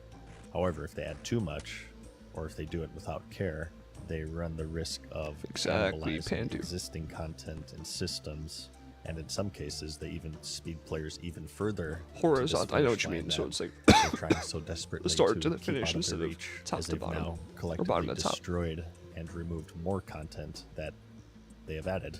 It's in the name, progression. To progress, you must gain something, whether that be a level or a spell or I didn't even know it was a item. thing. Slash Uh, flex. I didn't know it was a problem command. is that often when something is gained, that means that something is also lost. It's the conservation of energy within the world of MMOs. Flashbang. Using a new powerful spell means that the previous most powerful spell is no longer used as much, and when a shiny new sword is equipped, the previous is thrown into the bank along with all of the other pieces of equipment that are gathering dust. So this is what people mean when they say vertical progression. Is progression such that when new content is released, it quite harshly makes existing content in the game irrelevant. Games representing this style would be the genre-defining World of Warcraft, or its many clones. There's this very defined, Wait. definite World of Did he show Warcraft, or Dragonflight its many as a clone? clones. There's this very defined and definite creep That's of funny. power, and even if the game is 10, 20, 30 years old, the amount of relevant and impactful content to do in the game stays roughly the same. A good example, and one that I've used before, is how modern World of Warcraft structures their raids and patches. When a new patch is released, nearly all the character power extracted from the previous is very quickly replaced, and aside from cosmetics and collectibles, there's no real reason to return to the content from the previous patch. And in the other corner, we of course have horizontal progression, which is more defined by what vertical progression isn't.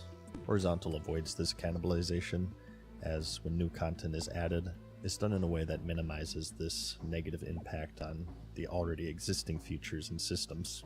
Of course, as many are learning now, this style is represented by games Chat, like, just like look at old school RuneScape. Like it looks old, but like it's an art style. It looks so fucking cool. OSRS, or even Star Wars Galaxies if you ever played that. The former has been running for over 10 years now. Wait, And there was another Star Wars MMO? I thought there was only KOTOR Online. Star Wars Galaxies if you ever played that. The former has been running for over 10 years now. And content you did back then at its release I is saw still a really funny old school RuneScape quest where this dude like he went to go get an egg, and then the egg fell, and his character was like bollocks, and then they didn't like they continued the storyline, and then like it was like with three people and three eggs, and then they all what was it?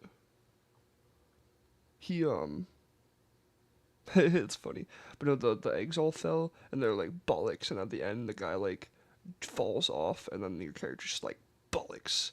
They know like their humor is just like it's so funny. Very much relevant today. See, unlike World of Warcraft, I feel like a lot of people don't actually read the quest lines.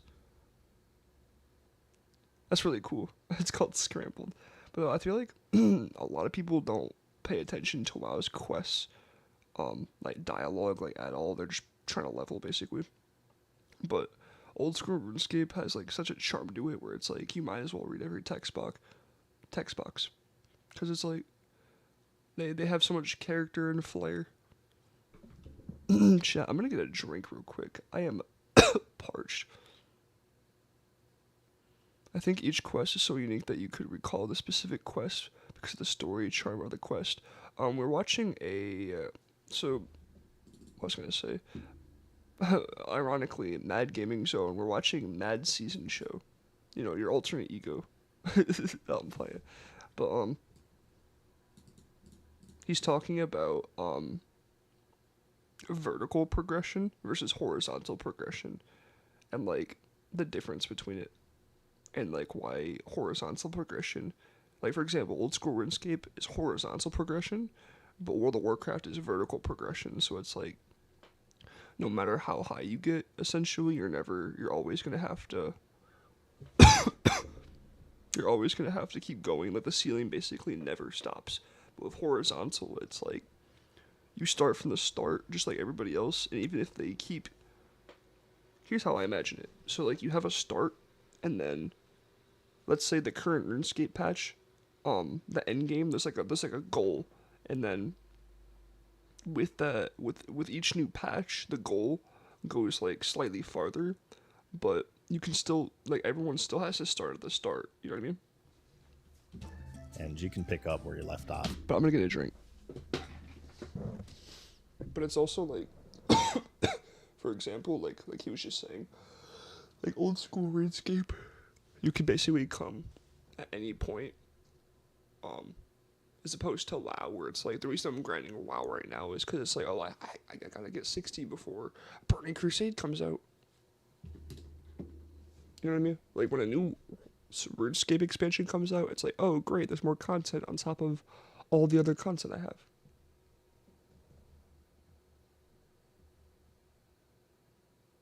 Exactly, Pandu. That's basically the difference between horizontal and vertical progression, which honestly, I didn't even think about it. That's a really genius way to explain progression. But I'm gonna get a drink, chat. I'll be right back. Wait, in fact, it would encourage you to get to the content without rushing you to the content, which is why I think a lot of um, people say that, you never quit RuneScape, you only just take breaks. And it's because you can take breaks. It's because if you do get burned out, you're not like pressured into like having to do everything for that expansion. You know what I mean? But this time, chat, I'm actually getting a drink.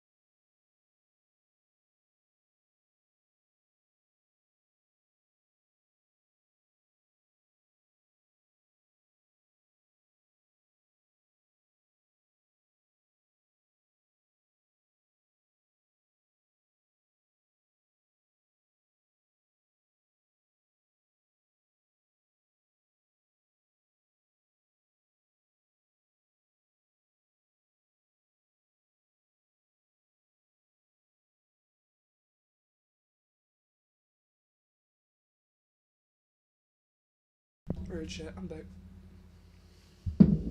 Got me some Kool-Aid. I just took a piss. Dude, I don't know why, but like whenever I leave my room, it gets like really cold. And then when I step back in, I'm like really cold, but then I get really warm. I'm gonna put on my hoodie.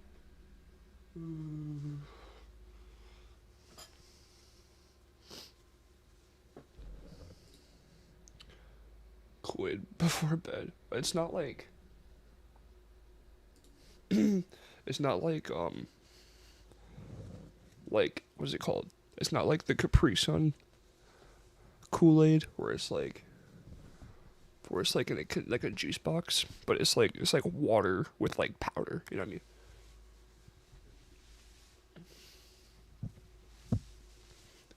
The other options were milk or lemonade, or like cream soda, and I was like, you know what?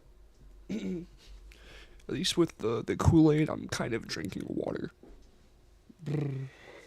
This hoodie is so nice and comfy.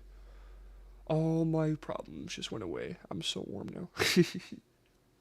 But yeah, chat, we'll watch this video, and then I'm gonna take my happy ass to bed. At a much greater capacity compared to a game made in the vertical style of progression. You know, Pandu, if I know you subscribed, but yeah, I stream on here pretty often. For a while I was streaming daily around 12 my time because I work. I work every day except Thursday and Friday, and the way my work schedule works is I go there either depending on if it's a weekend I go there at 3, and then if it's a weekday I go there at 4. So I'm there from 3 or 4 to about 10:30, and then I get home. I take an hour to myself, smoke, get myself ready for the stream, and then about midnight is when I start streaming. You said I was at like 4 o'clock earlier when you said you were like 12:30 or something, so we probably had like a 4-hour difference. So probably like 8 o'clock your 8 or 9 o'clock your time. Two systems are commonly associated with two different subgenres of the MMO, specifically theme park versus sandbox. Yeah. Pandu, I like park, people like don't you know, because very curated and linear.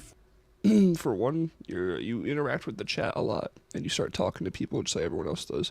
But like, I don't know, like on like for example, like I like randoms. For example, like this guy, for example, he was just like hello from Greece, and he was really cool. But then like I have my regulars, like I have Drippy Hippie, I have Mad Gaming Zone. I like having regulars on my stream because it's like I get to catch up with you guys basically. You know what I mean? It's like we're kind of friends, but we're kind of not.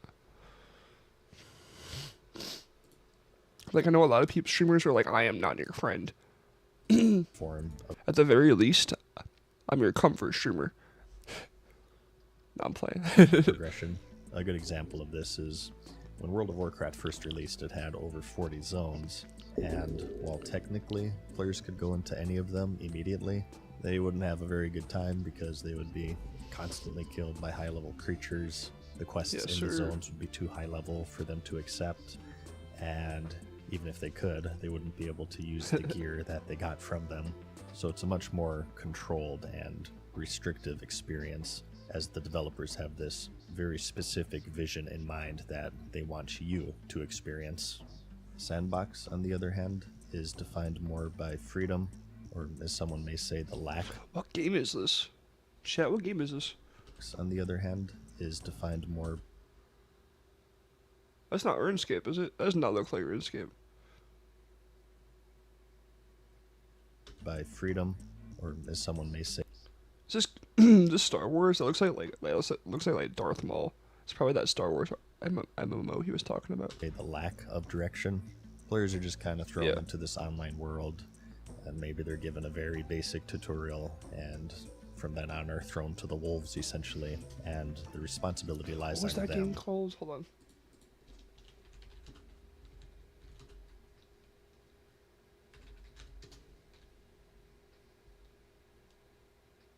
I know that there's the Old Republic.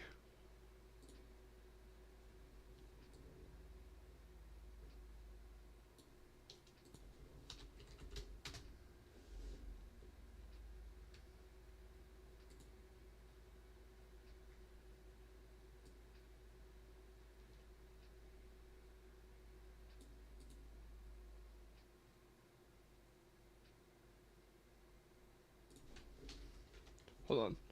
Star Wars Galaxy. MMO. Star Wars Galaxies. 2003 game. Can you still play Star Wars Galaxies?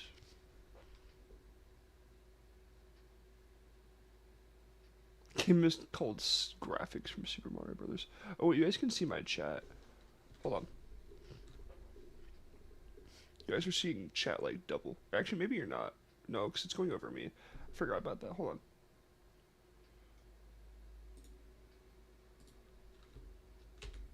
Oops.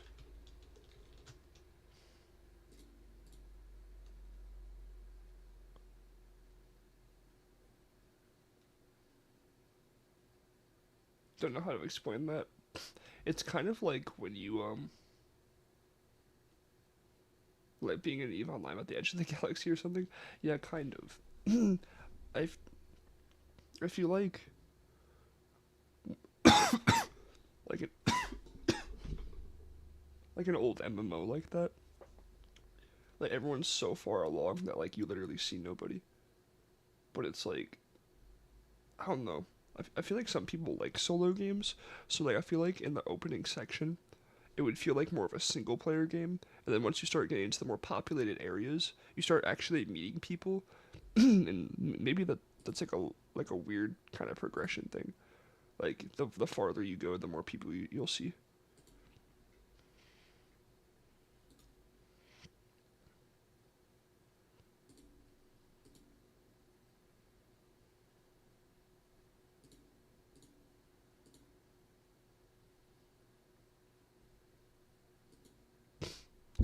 I'm not sure. I've actually never used Fraps. Hold on. Let me look it up. Trippy Hippie. Or not Trippy Hippie, Mad Gaming Zone. How to record on Fraps. To record gameplay or story, install the software from the official website. Once installed, launch Fraps. The main window will appear, typically located in this directory. Navigate to the Movies tab to configure your video settings.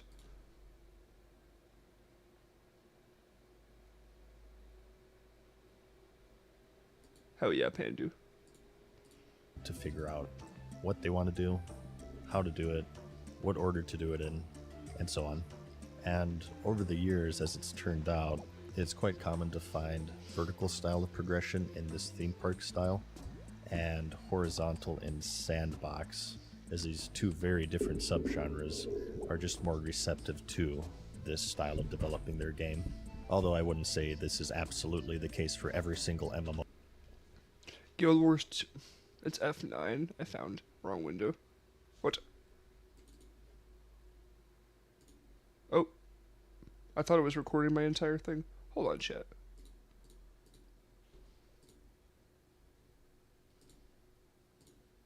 Ever made, but generally it is the case. Guild Wars 2, I hear, is an exception. Vanilla WoW also has some horizontal theme parks.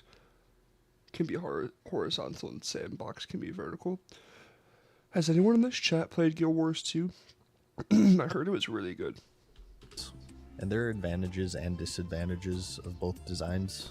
Going over both of them and starting with vertical. The game was in development for like a long Advantages time, would and be actually, that I think it it's a good released like match for within the players last who year or two. appreciate more in the moment rather than the long term, as every patch or update is essentially its own experience and fresh start. And as people have learned over the years, fresh starts are very appealing in the genre. That's why MMO launches are so popular, and then there's this huge drop off, is that people really look forward to this fresh and even playing field that everyone starts off at square one. Guild Even Wars if it 2 was isn't just announced. It's directly cool. through It's actually kind activities of cool. like I saw PvP, that on Steam. I players think. are always It's like in competing development. against each other in some way, and this is especially true typically in these theme park vertical style of progression games. It's a very reward oriented structure of who has the best gear, who does the most DP. This is Final Fantasy. This is not 14, I think, right? This is like 11 or some shit. I forget which. This is one of. There's like two different, like, Final Fantasy. Yes. Is it Who has 13? more mounts? I think it was 13 Who actually. has the coolest mount? Who has more achievements? Not 11. In these But I know types there's of two MMOs, MMOs. the progression of I a think. player is measured by the progression of other players. It's all relative, and this is even more true if the game has features and systems in place that quickly identify and filter others based off of their progression. Oftentimes, this will be boiled down into some number that can be easily identified. In World of Warcraft terms, having the best in slot in patch 10.1 is very impressive in patch 10.1, but not as much in 10.3 because it's, of course, no longer the best in slot. It's old news. So there's Basically. a lot of competitiveness and pressure in this style, and it appeals more to those who are more naturally competitive as this pressure to obtain this new powerful gear is brought So he's talking about Asmongold. on Not more playing. so by other people obtaining it. If you don't do the new content, your character will quickly become less and less relevant, and if you fall far behind enough, you may even be excluded out of activities because you simply don't bring as much benefit as someone who has been more active with the latest updates. While these constant fresh starts are exciting for some, they can be annoying to others because taking even just a 1 month break can sometimes feel like I don't know why this background gameplay is so, like, just satisfying to watch. you're starting back from square one if you do come back. With the genre being so defined by character progression, some people look at this power creep as more Look at that. destructive than it is exciting. It's so and janky, but it if looks it's done in a very so cool. heavy-handed and not so delicate way, the player can get the impression that You see most games that would do that, where it's like it looks janky as hell. At least with RuneScape, it's intentional. Def the worst skill to train. Damn. they're spinning their wheels, and while there certainly are those who are more in the moment and their satisfaction I don't comes know. from I kind of like that you can like. What he's doing is kind of cool. It's like he's climbing trees, and then he's like getting on top of rooftops, and then he's jumping from rooftop to rooftop. That's cool as fuck. Like in WoW, you can do that, but you can't like climb the tree. You know what I mean? the moment and the experience. There are also those that are initially drawn Hey, nothing's boring with a second monitor open and a YouTube video. by this world of character development in this very time-consuming genre, who are disappointed to find that their time spent doesn't really retain much value, and they dislike this constant pressure. So with old school RuneScape, or is it basically like I'm trying to think. So is there like a main quest and then like a bunch of side quests, or is it like you just kind of do quest by quest like in World of Warcraft? Will keep playing under the threat of falling behind. Instead of feeling like they're rewarded for playing, they more feel like they're punished for not playing. And they want it such that when they put their time into the game, even years later, they want that investment to That's cool. retain a large chunk of its value.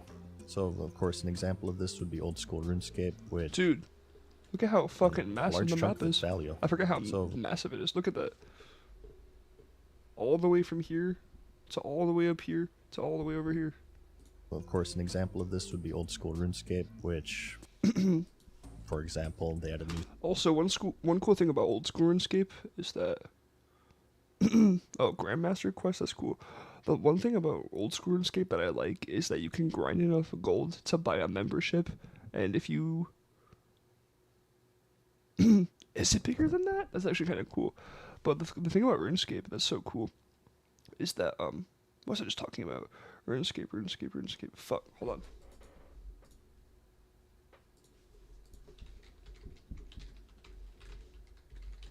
I think I'm just getting tired. I'm just forgetting what I was talking about. Hold on, chat.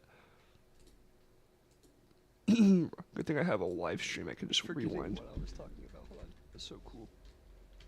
Is it bigger than that? That's your request. That's cool. About old school RuneScape. It's all the way up here. It's all the way over here. example, they had a new Also, one cool thing about old school RuneScape is that oh, Grandmaster quest, that's cool. The one thing about old school RuneScape that I like is that you can grind enough gold to buy a membership. I was talking about the membership thing. The membership thing is really cool because technically RuneScape, that means RuneScape is free to play.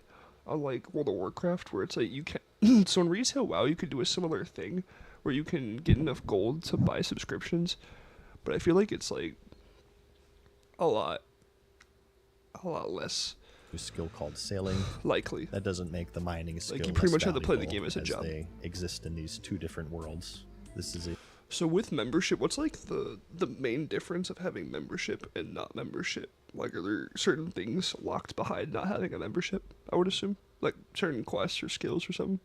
style of progression that is far less influenced Holy by shit, the social map is pressure of huge. falling behind. Oh my You fucking don't god! engage in the new It's content dope. immediately.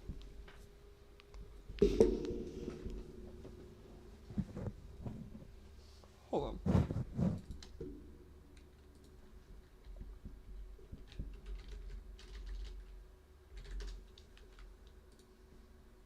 Let me get a look at the whole. Holy shit! I forgot how big this game was. There's like three. There's like there's like 3 or 4 main islands, and then there's like some like tiny islands in between. So there's like that's so fucking cool. It's definitely a much more personal experience interesting. where Old school RuneScape might be bigger than WoW. you have the freedom to pace yourself and you have much more control over your personal journey in the game world. Although while we're at it here, just Hell yeah, little nicks and crannies you can get lost in. Dog, this video might have single-handedly just like made me quit WoW just to play old school RuneScape. Not I'm playing, but I think I'm gonna get to 60, or maybe if I don't get bored. If I don't get bored by the time I hit 60, I'm gonna get to 60, and then I'm gonna start playing some old school RuneScape.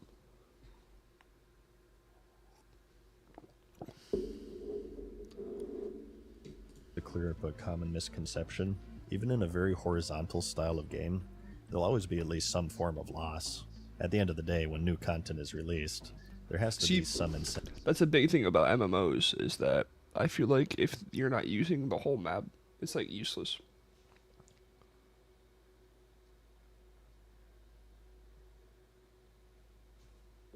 To engage with it, and most commonly that comes in the form of exciting equipment or features. And for them to be exciting, they have to be good or worthwhile.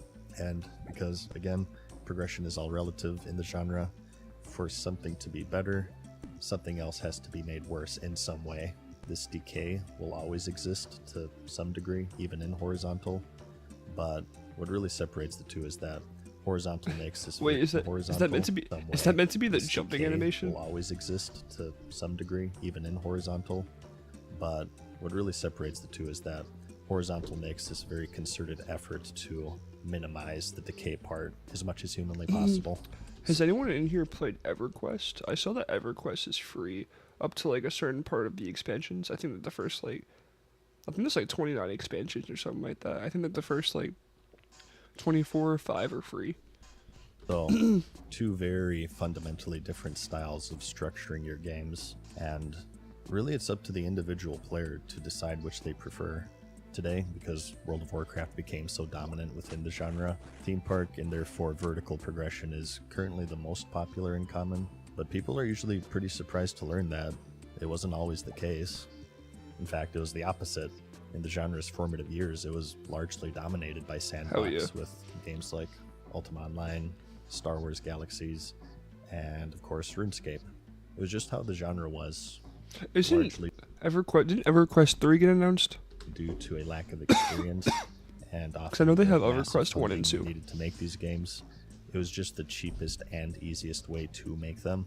At the time, it was unfathomable to have this fully curated campaign from level 1 to 60 with handcrafted zones, quests, instance dungeons and raids, attunement chains, and much more.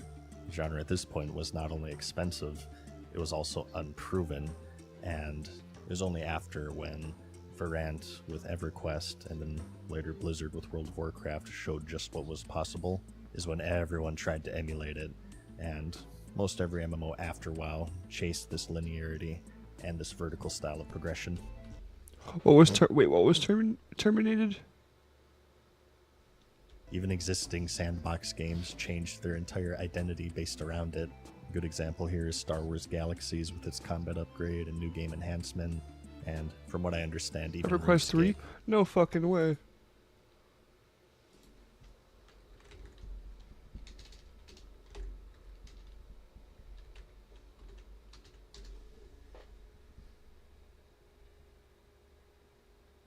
Oh, EverQuest Next canceled MMO game.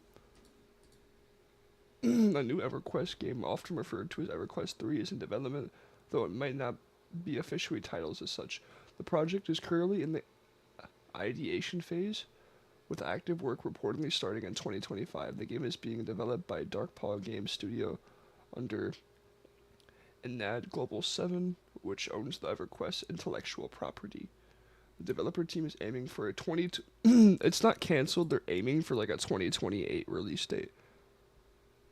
It's called EverQuest Next.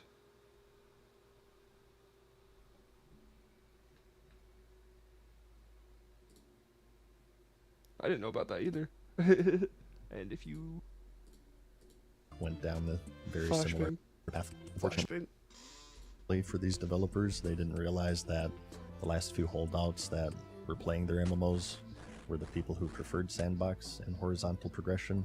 So when they changed them to be more like World of Warcraft, it led to their very slow decline until today, where it seems as if people are sort of realizing that OSRS in particular is sort of this haven for those who prefer the sandbox and its associated horizontal based progression. World of Warcraft is like an abusive Nah, I wouldn't say the abusive stepfather. It's like that parent that like you love, but like they've done a lot of bad shit. So like you're still skeptical and you don't necessarily trust them as much. Old school RuneScape is like that grandma that always used to bake you cookies. You know what I mean? Like, oh, what a nice surprise type of thing. You know what I mean? Really weird example, but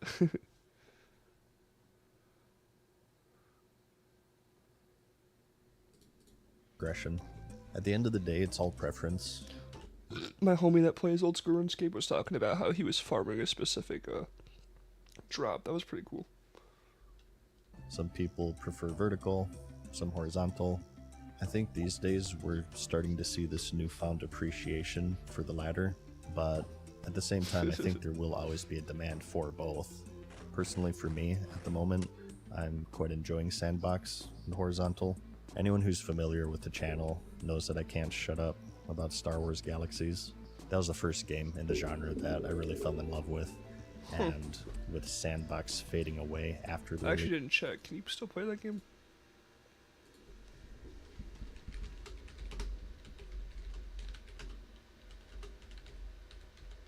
There's probably like private servers, I would assume.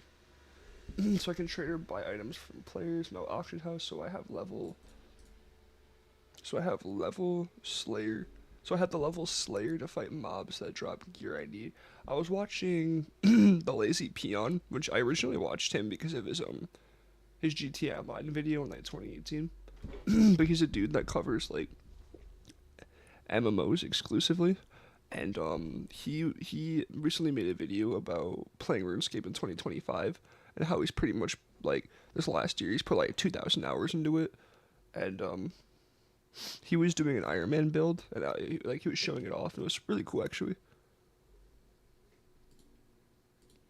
I don't know, I feel like MMO content creators and just MMO games are severely underrated. Like a lot of people play them, but I feel like a lot of people are like, that's nerd shit, you know what I mean? release of World of Warcraft. It's a niche that But then everyone hadn't been plays them, so scratched in a very everyone's a long time. fucking nerd.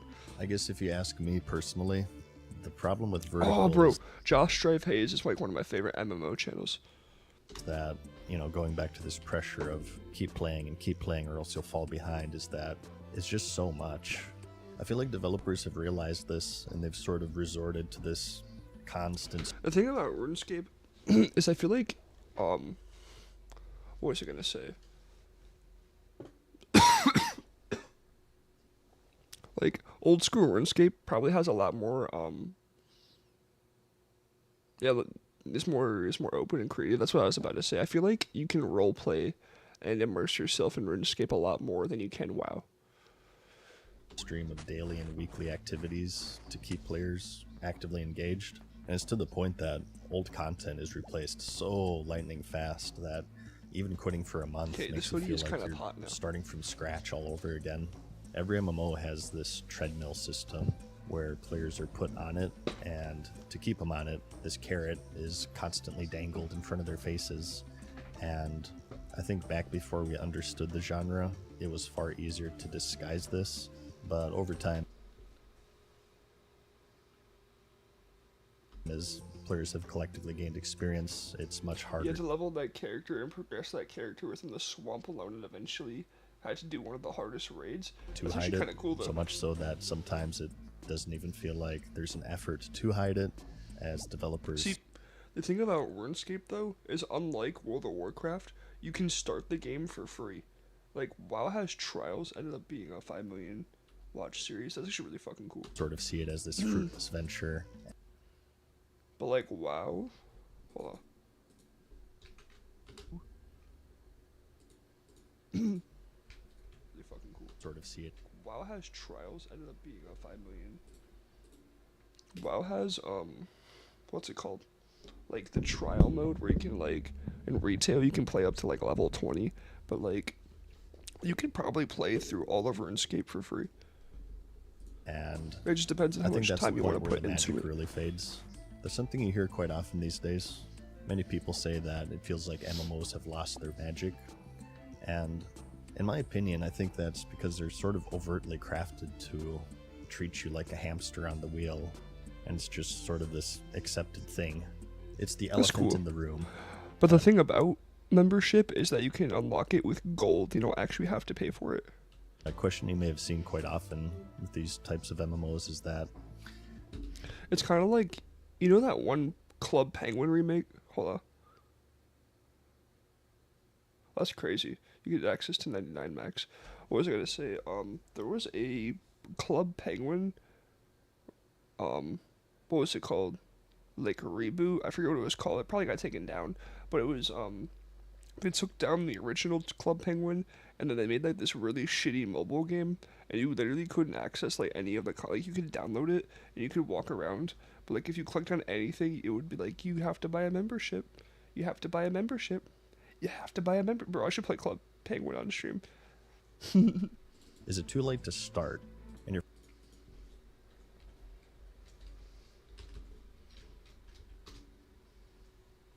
Club Penguin was the best MMO.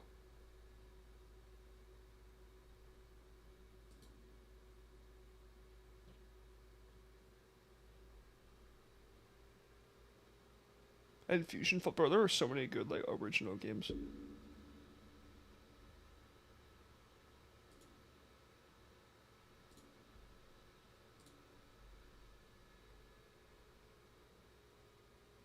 Oh shit.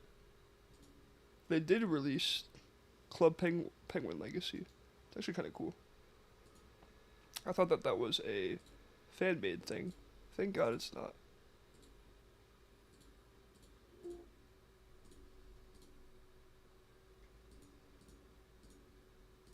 Your first thought might be, well, constantly having these pseudo restarts must be a good thing then. Look at how many Club people Penguin are is waiting always for a owned, good owned by moment to Disney. jump in. That's why I was like, But holy I shit! That's why I was about to ask if it was community made or not. But then it linked me to the Disney website, so I knew it wasn't. It was it was official. think the real question should be, why are they asking this question? Well, they're asking it because you've crafted your game to be unappealing at every moment, but these fresh starts, in my opinion, this self-cannibalization You know, isn't me a neither. solution. It was really weird. It's the entire because, source of the problem. And people with Club Penguin Classic, so they it was really weird because I remember playing it. It must have been in like beta or something, but I remember where like certain areas they had to like it was like in like a beta phase. Like it's weird to me that like they had a game that was fully released and had every single piece of content, and then they had to basically, I don't know if they had to remake it from scratch or like find an old build. But it's crazy to me that they would like Because I remember walking around and be like, oh, this feature is currently still in work in progress. And it's like, this is a feature that I used to play back in 2012. What do you mean it's still in progress? You know what I mean? Ow, fuck. Ask it because your game is set up to constantly reset progression. So of course, if any substantial amount of time passes after these fresh launches or relaunches, the game becomes less and less appealing to play because the player is going to feel more and more behind, because this entire style of progression is sort of centered around this societal pressure to keep up with the current content or you fall behind. This may be anecdotal, but I feel like you don't really see this question that much with the more horizontal style of games, and I think a reason for that is that you don't have this social pressure that's so common with vertical. Anytime is a good time to play, because the experience isn't really about the rewards as much as it is about the activities you engage with to get the rewards. Exactly. And because of that, there's less apprehension of finding this perfect right timing of being in the fun part or the good part of the game and not feeling like you're massively behind. Or if you ever fall off the treadmill, you'll become massively behind. My thing about World of Warcraft is, like, they have 5 different versions of the same game, so it's like, I feel like that just fucks server populations.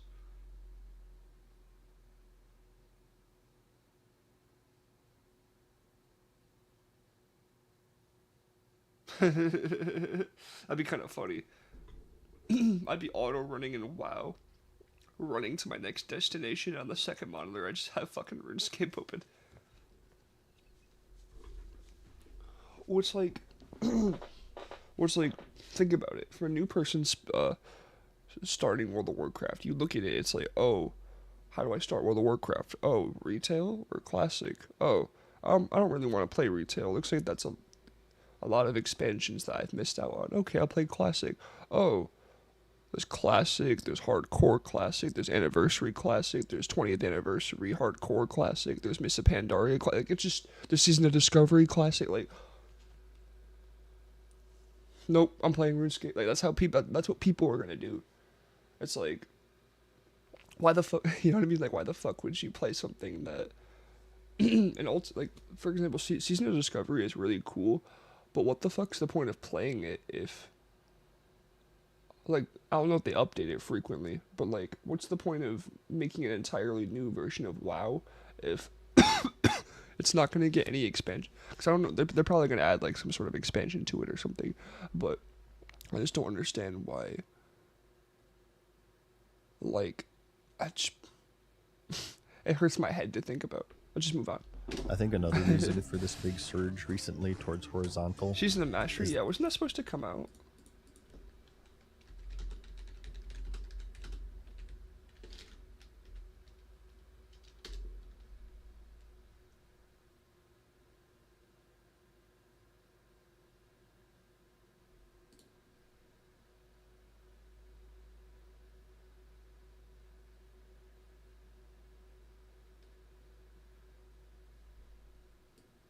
She's the Mastery.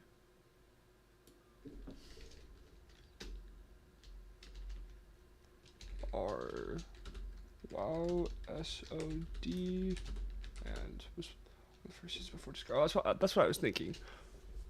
I was just making sure that the genre gained so much of its player base over 20 years ago now, when a lot of the players were in their teenage or early adult years. So you have this giant group of people who are hitting their mid-30s, and of course this is the age where people start valuing time more and more. It's true. And they're becoming more intolerant to their valuable time being overtly reset and wasted. As time-consuming as the genre is, they at least want that investment. That really sucks. I feel like they are going to release Classic Plus at some point. And they also want that freedom where if life happens, which often does at around this age, they have this... Here's what I think they should do, right? They need to make... Well, I mean, it makes sense. So the different versions of WoW, it makes sense why they have them all. Because it's like, for example, 2 of them are literally just like hardcore servers, you know what I mean? but it's like I feel like you could have it like a lot more simple. I feel like you could have classic, you could have the current expansion, you can have like by current expansion I mean like right now we're on Mists of Pandaria. Um, I don't know. I feel like I don't know. I feel like they could have classic for like the actual original experience, and then they have classic plus, which is basically like old school RuneScape, and then they can have like the current I feel like what they should do instead of releasing the next expansion is they should have a thing where it's like for example, if it goes from Wrath of the Lich King to Cataclysm, you should still be able to go back and play Wrath of the Lich King. Like there should be a classic tab, and then there should be like expansion. You know what I mean? Like which expansion do you want to play? Comforts and free. It'd probably be like a bunch, and then what you could do is like if you get like to a certain level, like let's say max level in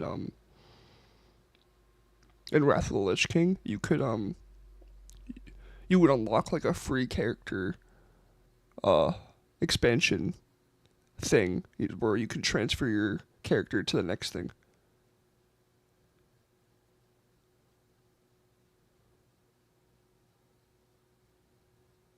Exactly.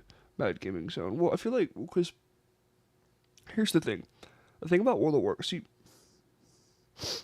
for example, EverQuest, right? There's like 29 expansions in that game, and you can play every single one of them. And I feel like if there was, I don't know if there was a server browser or just some way to, I don't even know, man. Or maybe what they could do instead of having 20th anniversary is if they did like, so you have World of Warcraft Classic, and then imagine they had like Burning Crusade, and then they had Wrath of the Lich King, and then let's say you can play the Burning Crusade and Wrath of the Lich King, but then the second Cataclysm comes out, you could play like Wrath and then Cataclysm. You know what I mean? So it's like you have there's still like the preview expansion. Or something like that. I don't know, man. Blizzard, hire me. Freedom. I'll They fix your can game. Step away from it for a few months, and when they come back, they don't have to essentially start over again. So I guess you can consider me as a part of this group. Right now, where I'm at, I'm very receptive to this more horizontal style, but at the same time, Chat, I was gonna ask also. I know you guys said yes to the PS2 games, but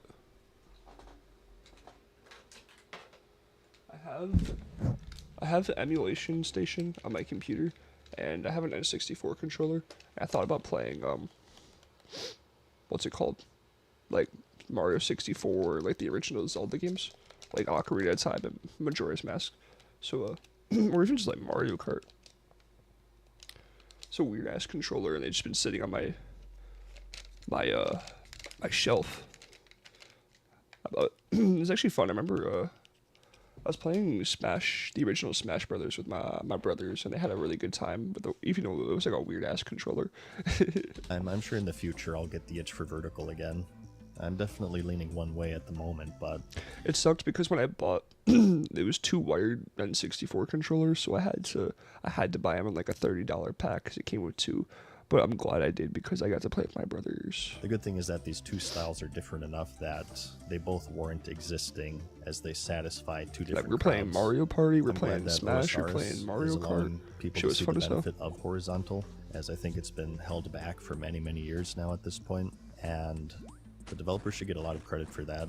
In my opinion, it's a much harder way to develop an MMO because you have this challenge of how do you make something exciting and appealing for people to engage in without making other things in your game less exciting.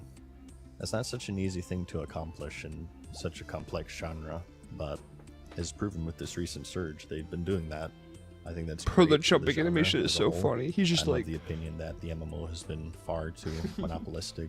it looks and like he's lagging. that's one of the main things that Like holds it back. this big, The like issue watch is this that big gap. it's so expensive to develop No, not this that one. It's not really possible for indie to save it from the clutches of He said. corporate, uninspired AAA slop. Like, watch this shit. So when I see games like OSRS getting some traction Not and this one. appreciation, There's not a only big do I gap, think though. that's good for the game itself, but I think it's good for the This genre big ass jump and is funny the as player hell. base He as a said. whole.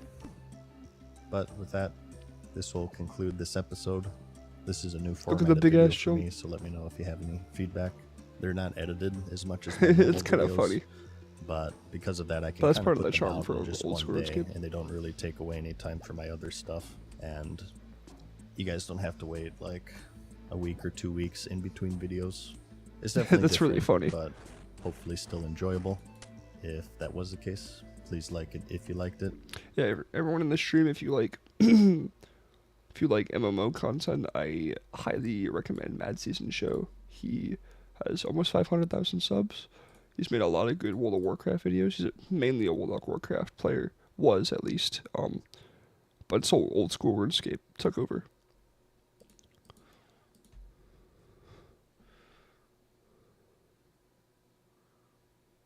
Like his WoW expansion videos are actually really good. I like watching them. Like his Wrath video is great. His Burning Crusade video is great. He has a lot of videos.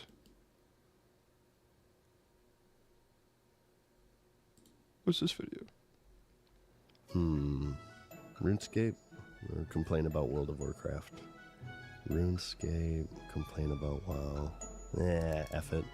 Another 2 weeks, another quest, another year of disappointment for my parents. Yeah, Happy New Year, by the way.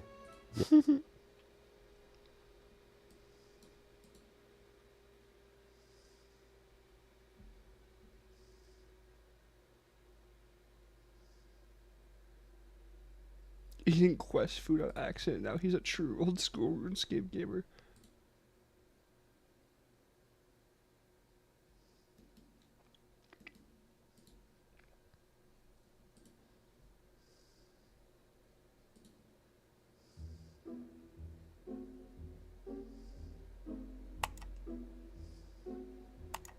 He's playing with Alright. guides, which is Another great. day, another night of distracting myself from various problems in my life by playing World of Warcraft.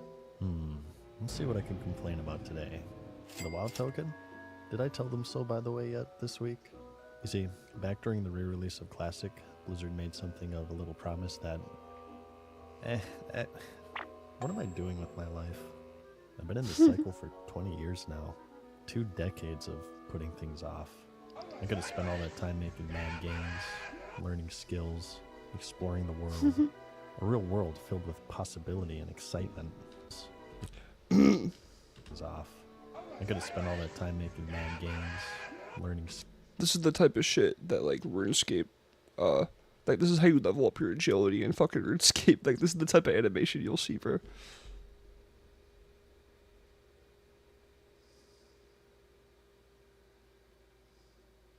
My favorite part about the RuneScape videos is knowing that half the people are watching are playing RuneScape. Skills, exploring the world. A real world filled with possibility. I'm gonna watch another video, but off stream. But chat. It's almost 6 in the morning. I expected this to be done like half an hour ago, but I was having a good time talking and chatting with all y'all. But what was I gonna say, bro? Look how many fucking wrinkles are on my forehead, bro.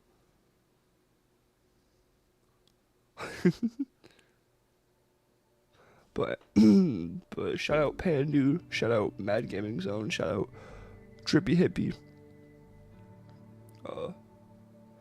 Thank you all for showing up to the stream. Y'all are real ones for real. Honestly, like the streams would not be the same without all of you. You know, you guys make the stream. I make the content, but you guys make the streams. You know what I mean? You guys make the streams worth streaming. So thanks to everybody that showed up, supports me, subscribed, liked the video, or even just watched me in AFK and fell asleep. I love all of you. And shit. Good night, boys.